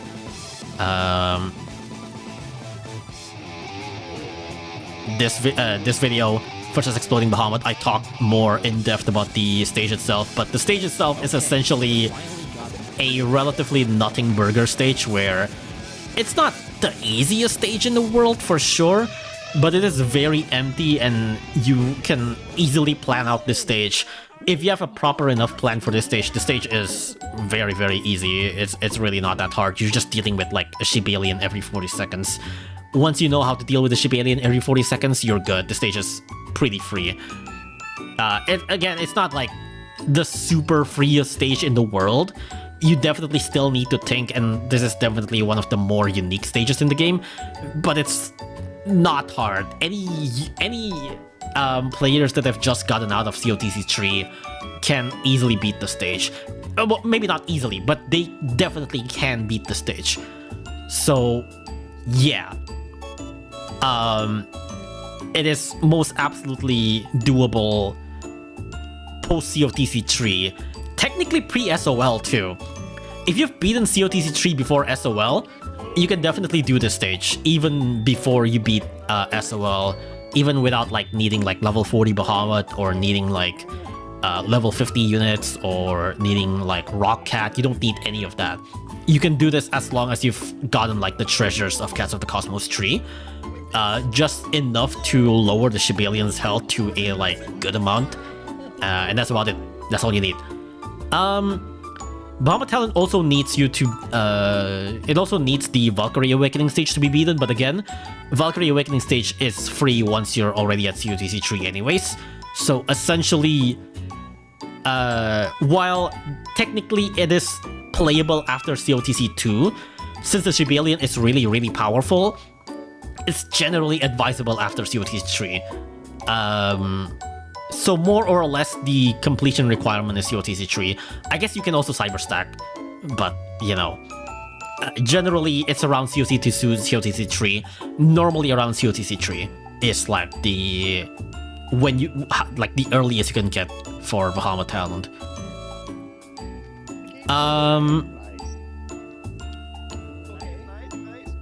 The biggest wait, is the audio from Twitter still playing? Yeah, no wonder. I'm like hearing noises. The I guess like biggest gate when it comes to like Bahamut Talon is just the cost of NP, but like this is essentially, this is pretty much like a priority 1 talent. Like the only talent that might have a higher priority than this is like Can's target, Can's double cash. But aside from Can's double cash, no talents in the game come as close as being as powerful as this. Like, you kinda have to save up for this one. You pretty much have to save up for this one. This is legit a game-breaking talent that you can get really early on. Once you save enough for this one, and then you also have enough for like Can double cash. It's like you have to save up for this one. This is like no talents in the game comes close to being as good as this one. Second best talent in the game. Yeah, like only outclassed by like Can double cash. And Can double cash is also only better because Can double cash is cheaper to get. Can double cash is like a one-time purchase of 75 NP. This one's pricier. But impact-wise, this is insane. Balrog Strengthen, not as good as this one. Absolutely not as good as this one. bahaBLAST is definitely much better than Balrog Strengthen, because bahaBLAST not only is an extra damage, it's also extra range. That's not something that Balrog has. Balrog doesn't have that. Balrog have damage, yes. Balrog doesn't have extra range and extra pierce and potential multi-hit. Like, this is way better than Balrog Strengthen. Sanzo Angel? Absolutely not. Sanzo Angel is used on like one enemy.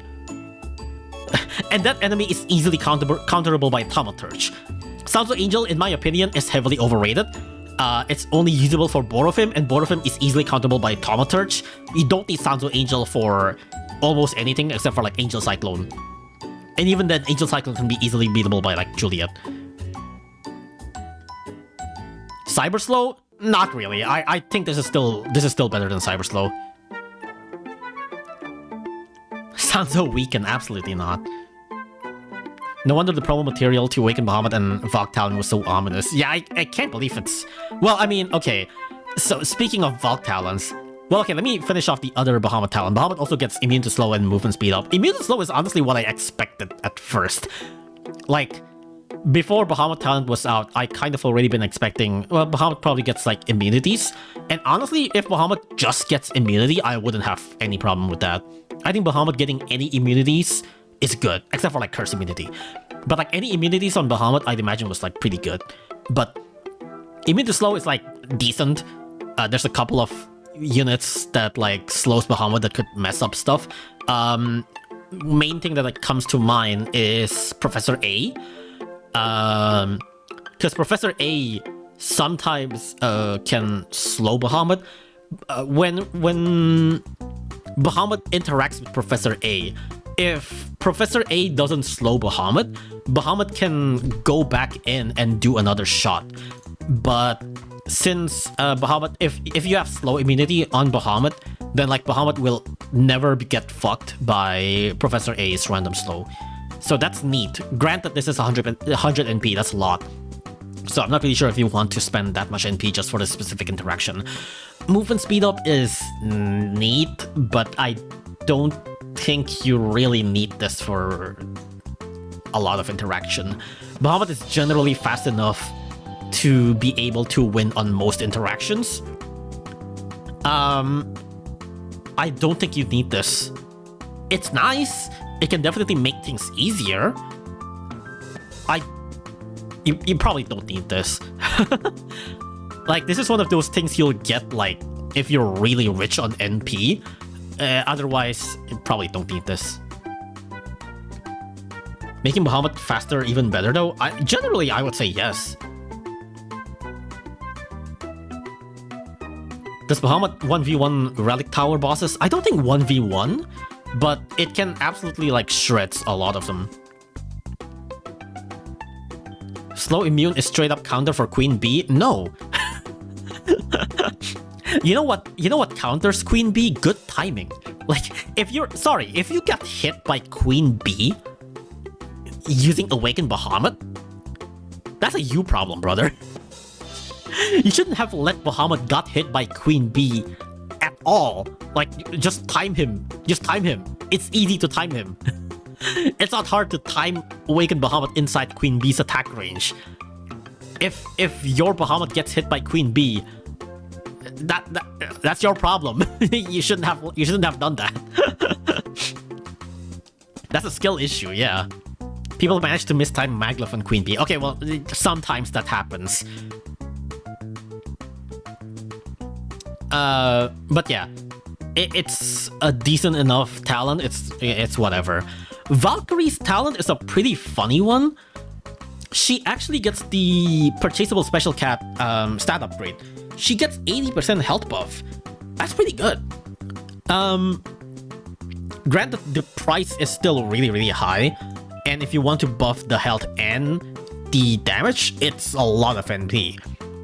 Pretty much almost all of Valkyrie's talents are actually good. Cost down is good.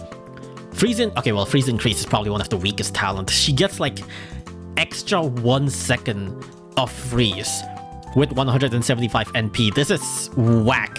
I don't know why they even bothered giving her this. This talent is really bad.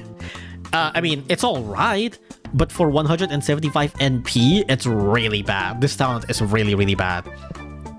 But the other talent that she gets is actually pretty good. She gets strengthened for 100% at 50% health.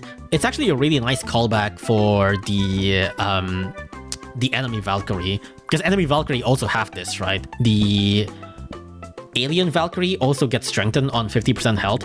So the cat unit getting talents to mimic that is actually really cute. I really like that.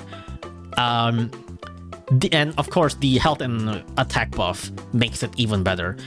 So she actually has a potential to get, like, essentially 180, around like 206, no wait, like 360% damage increase. It's pretty good. It's generally just pretty good. I wonder if you can do the stats modifier here with, like, talents.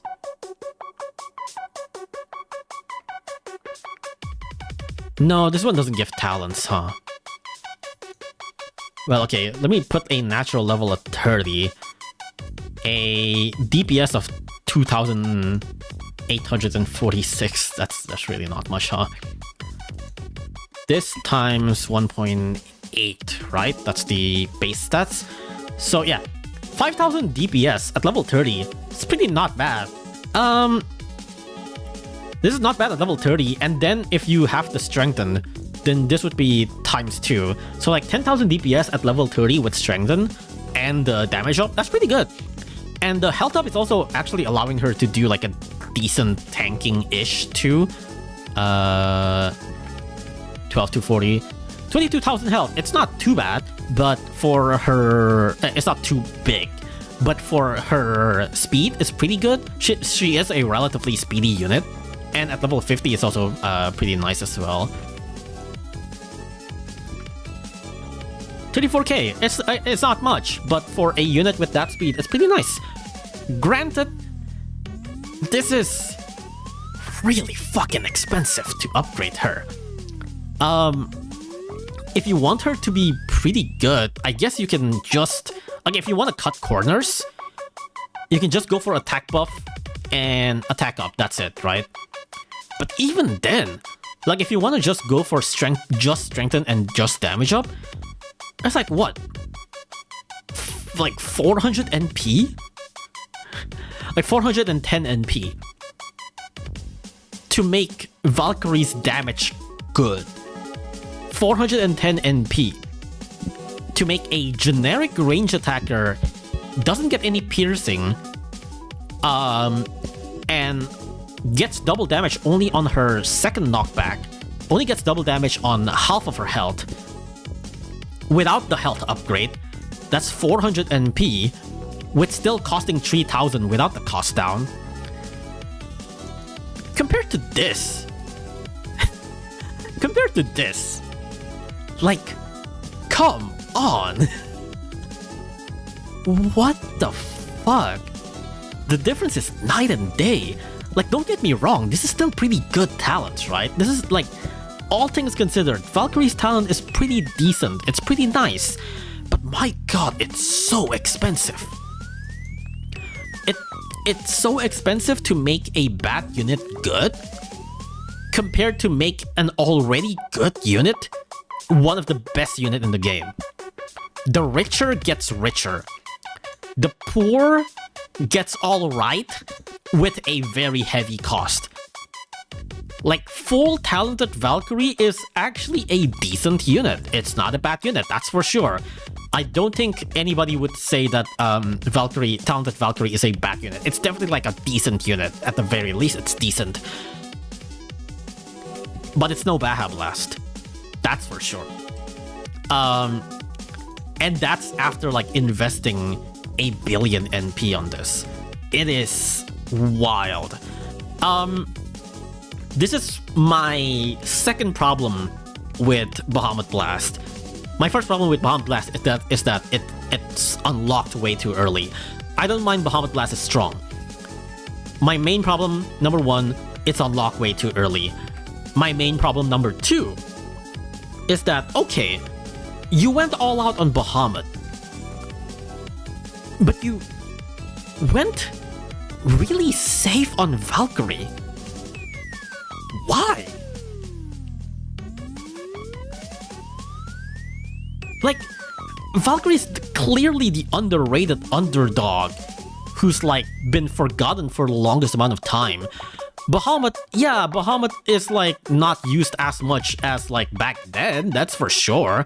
Bahamut's usage has definitely been going down a little bit, but it's not because he's necessarily bad. It's just, like, sometimes the stages are just not fit, and sometimes there are slightly better options, that's about it. He's still a good unit, people still use him. And you went all out on making this already decent, this already still good unit to be one of the best units in the game.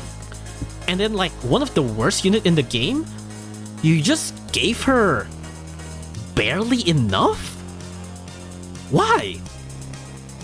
Like, why do you have no restraint on Bahamut, but then give Valkyrie, like, just the bare minimum? I really don't like this. I really don't like the fact that the unit that's already good gets even better, which is fine, but then the unit that was bad and forgotten got, like, just barely enough to be decent? Why? Ponos keeps on doing this, man. This is a pattern on Ponos, by the way. Ponos keeps on doing this, where a unit that's already good keeps on getting treatment where they just get, like, even better on true form. Or well, I mean, obviously even better, but, like, the changes are always, like, crazy massive. But then units that are not great gets, like, nothing. I mean, obviously they sometimes break the mold on this. Like, we literally just have Bubble Cat. You know, this was, like, one of the worst Advent units in the game. And then this now is, like, one of the best units in the game as well. But like, this is rare. They do this. I guess they also did this with like Royal Guard. They did this with Bubble Cat. But most of the time, units that are already good are the ones that gets like the great treatment. Units that are already bad gets like just barely enough. Yeah, Uriel True Form is also another one. Uriel was like already a very, very good unit even before True Form. Like, it's one of the best anti-relics in the game. And then Uriel True Form came out and he gets like everything. Meanwhile, you look at Eulala. Like, Eulala is undoubtedly the worst tower boss unit in the game.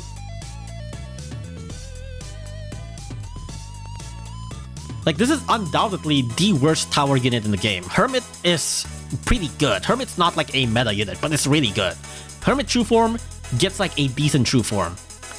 Uriel is easily the best out of the tree, and Uriel gets everything. Eulala is the worst out of the tree, and Eulala got fucking nothing. Like, Hermit was in the middle, and Hermit got like decent changes. Uriel is the best, and Uriel got the most. Eulala is the worst, and Eulala got nothing. And the same thing happens here. Bahamut is clearly the best out of these two, and Bahamut gets like one talent that matters, but this is like the only talent that really matters, and this is like game breaking. Valkyrie gets like spend like 5 billion NP to make her decent. Uriel's kind of iffy pre-true form. Uriel's still really good though.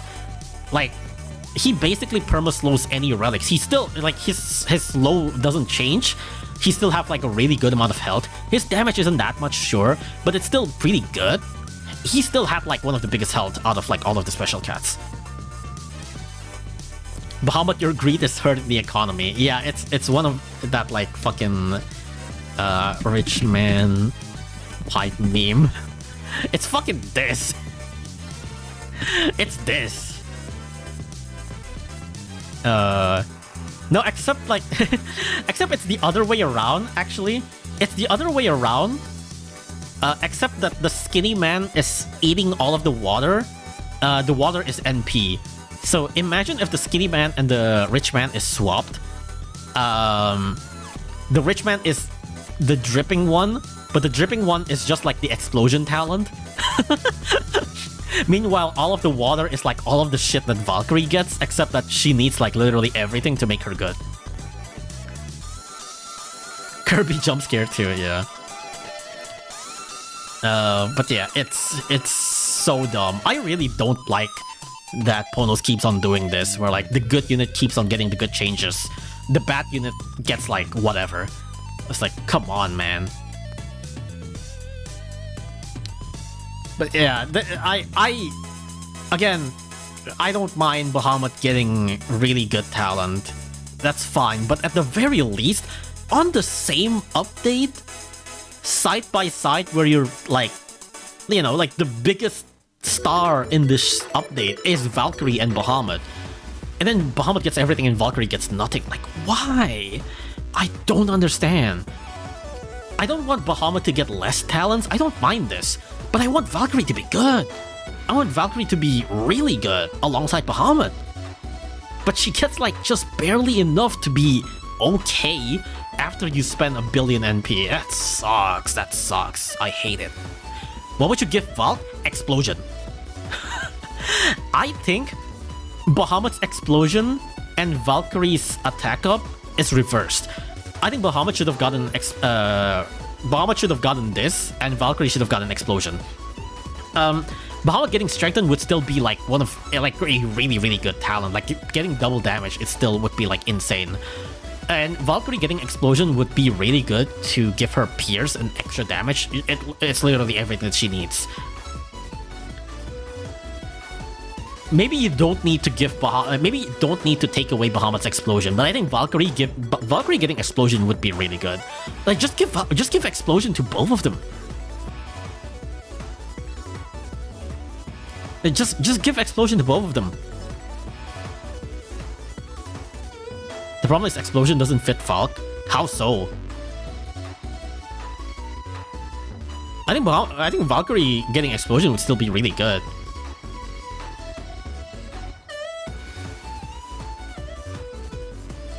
They made her good. What's the problem? She's not good enough. She's just barely good. She's not like good. She's like okay good. And she's okay good after like 600 NP. No one's gonna buy that.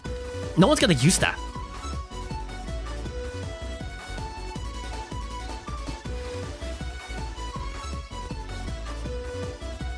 The update is such a massive explosion. It really is.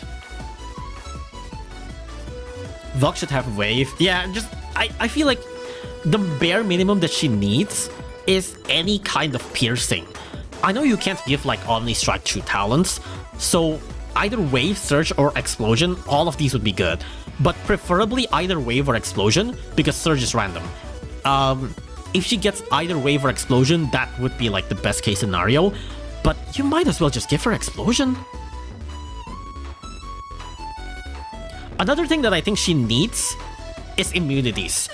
I think she needs like surge immunity. Because she needs a niche. She needs a niche to work on. Currently, even with her even if she's fully talented out, she's kind of just a generic mid-ranger. She's a generic mid-ranger with good stats, but she doesn't have a specific niche in where you want to use her over other mid-rangers. If she has something like surge immunity or something of the sort, that would at least give her a unique usages, right? Explosion immunity? There's like almost no enemies in the game that does explosion except for like bahaMLAST though. It would be funny though. I guess you can like now use Valkyrie on bahaMLAST's talent stage, but there's not that much explosion unit yet, so... Then again, I think that would actually be decent, yeah. Explosion immunity would be funny. As long as they actually add like more explosion enemies in the game. Freeze chance up to like 100% and that would have been at least set up chains for herself. Yeah, like this increased duration by 1 second is such a joke. Why did they even bother? They like, if this is way better, then maybe. It'd be good for like Dr. Nova? No. If you use Valkyrie on Dr. Nova, she would just die from the main hit. Like the explosion isn't the problem. She would just die from like the initial hit from Dr. Nova. Besides, you can solo Dr. Nova with bahaMLAST. You've probably seen the footages. You can literally solo Dr. Nova stage with bahaMLAST.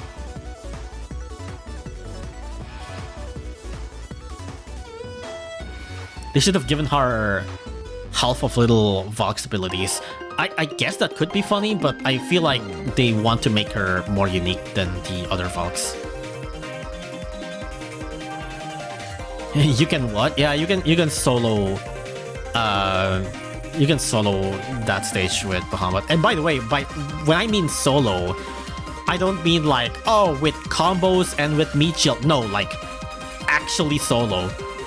Like actually the only unit you bring in the lineup. I have a footage of this. Let me just bring this up real quick. Like, it's actually solo. Like, legit, literally the only unit in the lineup solo. No combos, no fucking nothing. Like, actually solo. Granted, this is, you know, this is a stage where it's not exactly a hard stage, and this is a stage where rushers thrive, so it makes a lot of sense. But it's still kind of stupid. Like, this is a stage where rushers thrive, so it makes sense that, like, you know, the current best rusher in the game can solo it. But it's still pretty silly. It's like legit solo. Oh yeah, by the way, looking at this reminds me, you know what? I saw a lot of people, I saw a lot of JP discussions on like the bahaBLAST, and I saw a couple of complaints about bahaBLAST for specifically Dojo. JP people cares a lot about Dojo, and you know how custom bases are not immune to Blast? Yeah, so bahaMA talent breaks Dojo hard. You can get like a shit ton amount of like scores on Dojo, and there are a couple of people that like voices their concerns when it comes to bahaBLAST, being like, well, okay, now that bahaMA is like one of the best units for Dojo, it's like, hey, I've been collecting all of these Ubers that I've been really you know, saving up and getting and like investing into just because mainly for Dojo. But now one of the best unit for Dojo is a free unit that almost everyone has. It's like, hey, what gives? Like, what happens to like all my investment and all my like money that I spent to get like my OP Dojo units, you know? So there are a couple of people that mentions that. But yeah, it's a bit minor though. I know there's also a lot of people that are like, hell yeah, now I can get like high scores on Dojo too.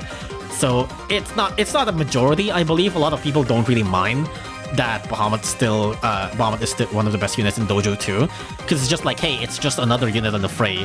Other units that you get are still like really, really good for Dojo regardless. Like bahaMA isn't like the only unit that is good against Dojo, right? Like other units that you bring is still really good, but yeah. You can't get high scores really since everybody will be doing it. I mean, you say that, but like, also basically everybody in JP has Dasly. You know? It's like basically everybody in JP has Dasly and Kunio, so it's the competition I don't think changes that much, if I'll be honest with you. Free top 1%? Not really, because everybody gets bahaMA, so. But yeah, I think that's about it for 14.2. I don't think there's anything else to talk about. I have my quarrels about this update, but this update is mainly just really, really good stuff.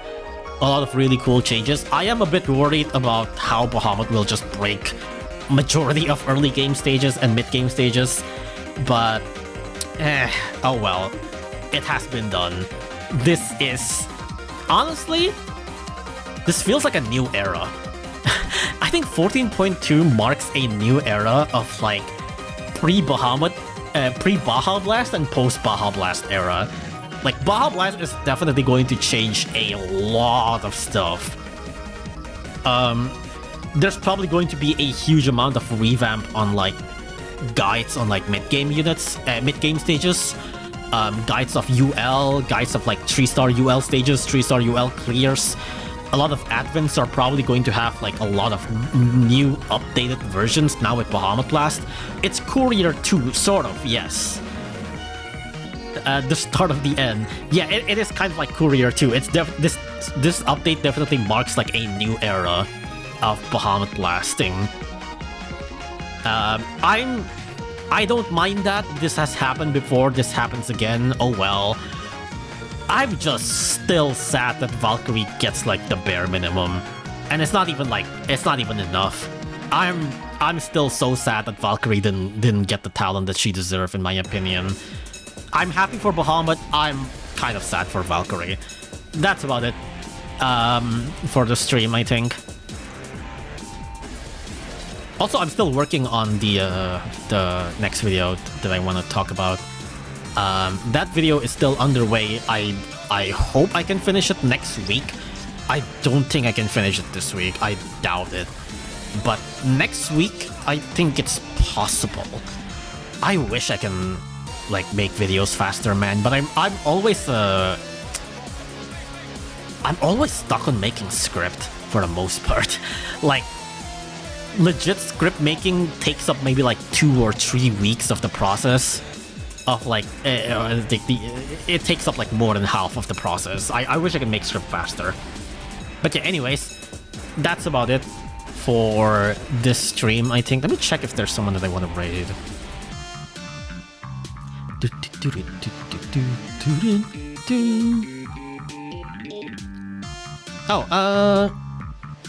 Spook's playing... Is this BCU? Yeah, Spook's playing BCU. I guess we'll raid Spook then on Twitch. Alright, that is all for this stream. Thank you for coming to the stream. No bahaBLAST. Yeah, I'm still a little bit sad that there's no such thing as bahaBLAST, unfortunately, but... Let me see. There we go. Not with explosion, dodge, wave immunity, slow immunity. No. I mean, I think if he gets like wave immunity and stuff, I think that would make a lot of sense, to be honest. Again, my main thoughts on my main predictions on Muhammad is him getting immunities, because honestly, if he get like mainly just immunities, it would still be really good for Muhammad, but that's not the case for... That's not the case on what happened, apparently. Like, he just gets like fucking everything, so... whoops. There we go. Alright, so for Twitch, if you have my emote, use the first one. If you don't have my emote, use the second one for rate message. And yeah, that's about it for 14.2. I don't think I'll be making a highlight. I've been too lazy on making highlight videos, but we'll see. Maybe if I have time, after I finish working on the base tanking video, maybe I'll make a highlight, just for the sake of engagement. But yeah, that's about it. Thank you for coming. Oops, that's the wrong screen. There we go. That's it. Thank you for coming to the stream. And for Twitch, we're gonna raid Spook. He's playing BCU, custom content and shit like that. Stick around. Bye-bye. Bye.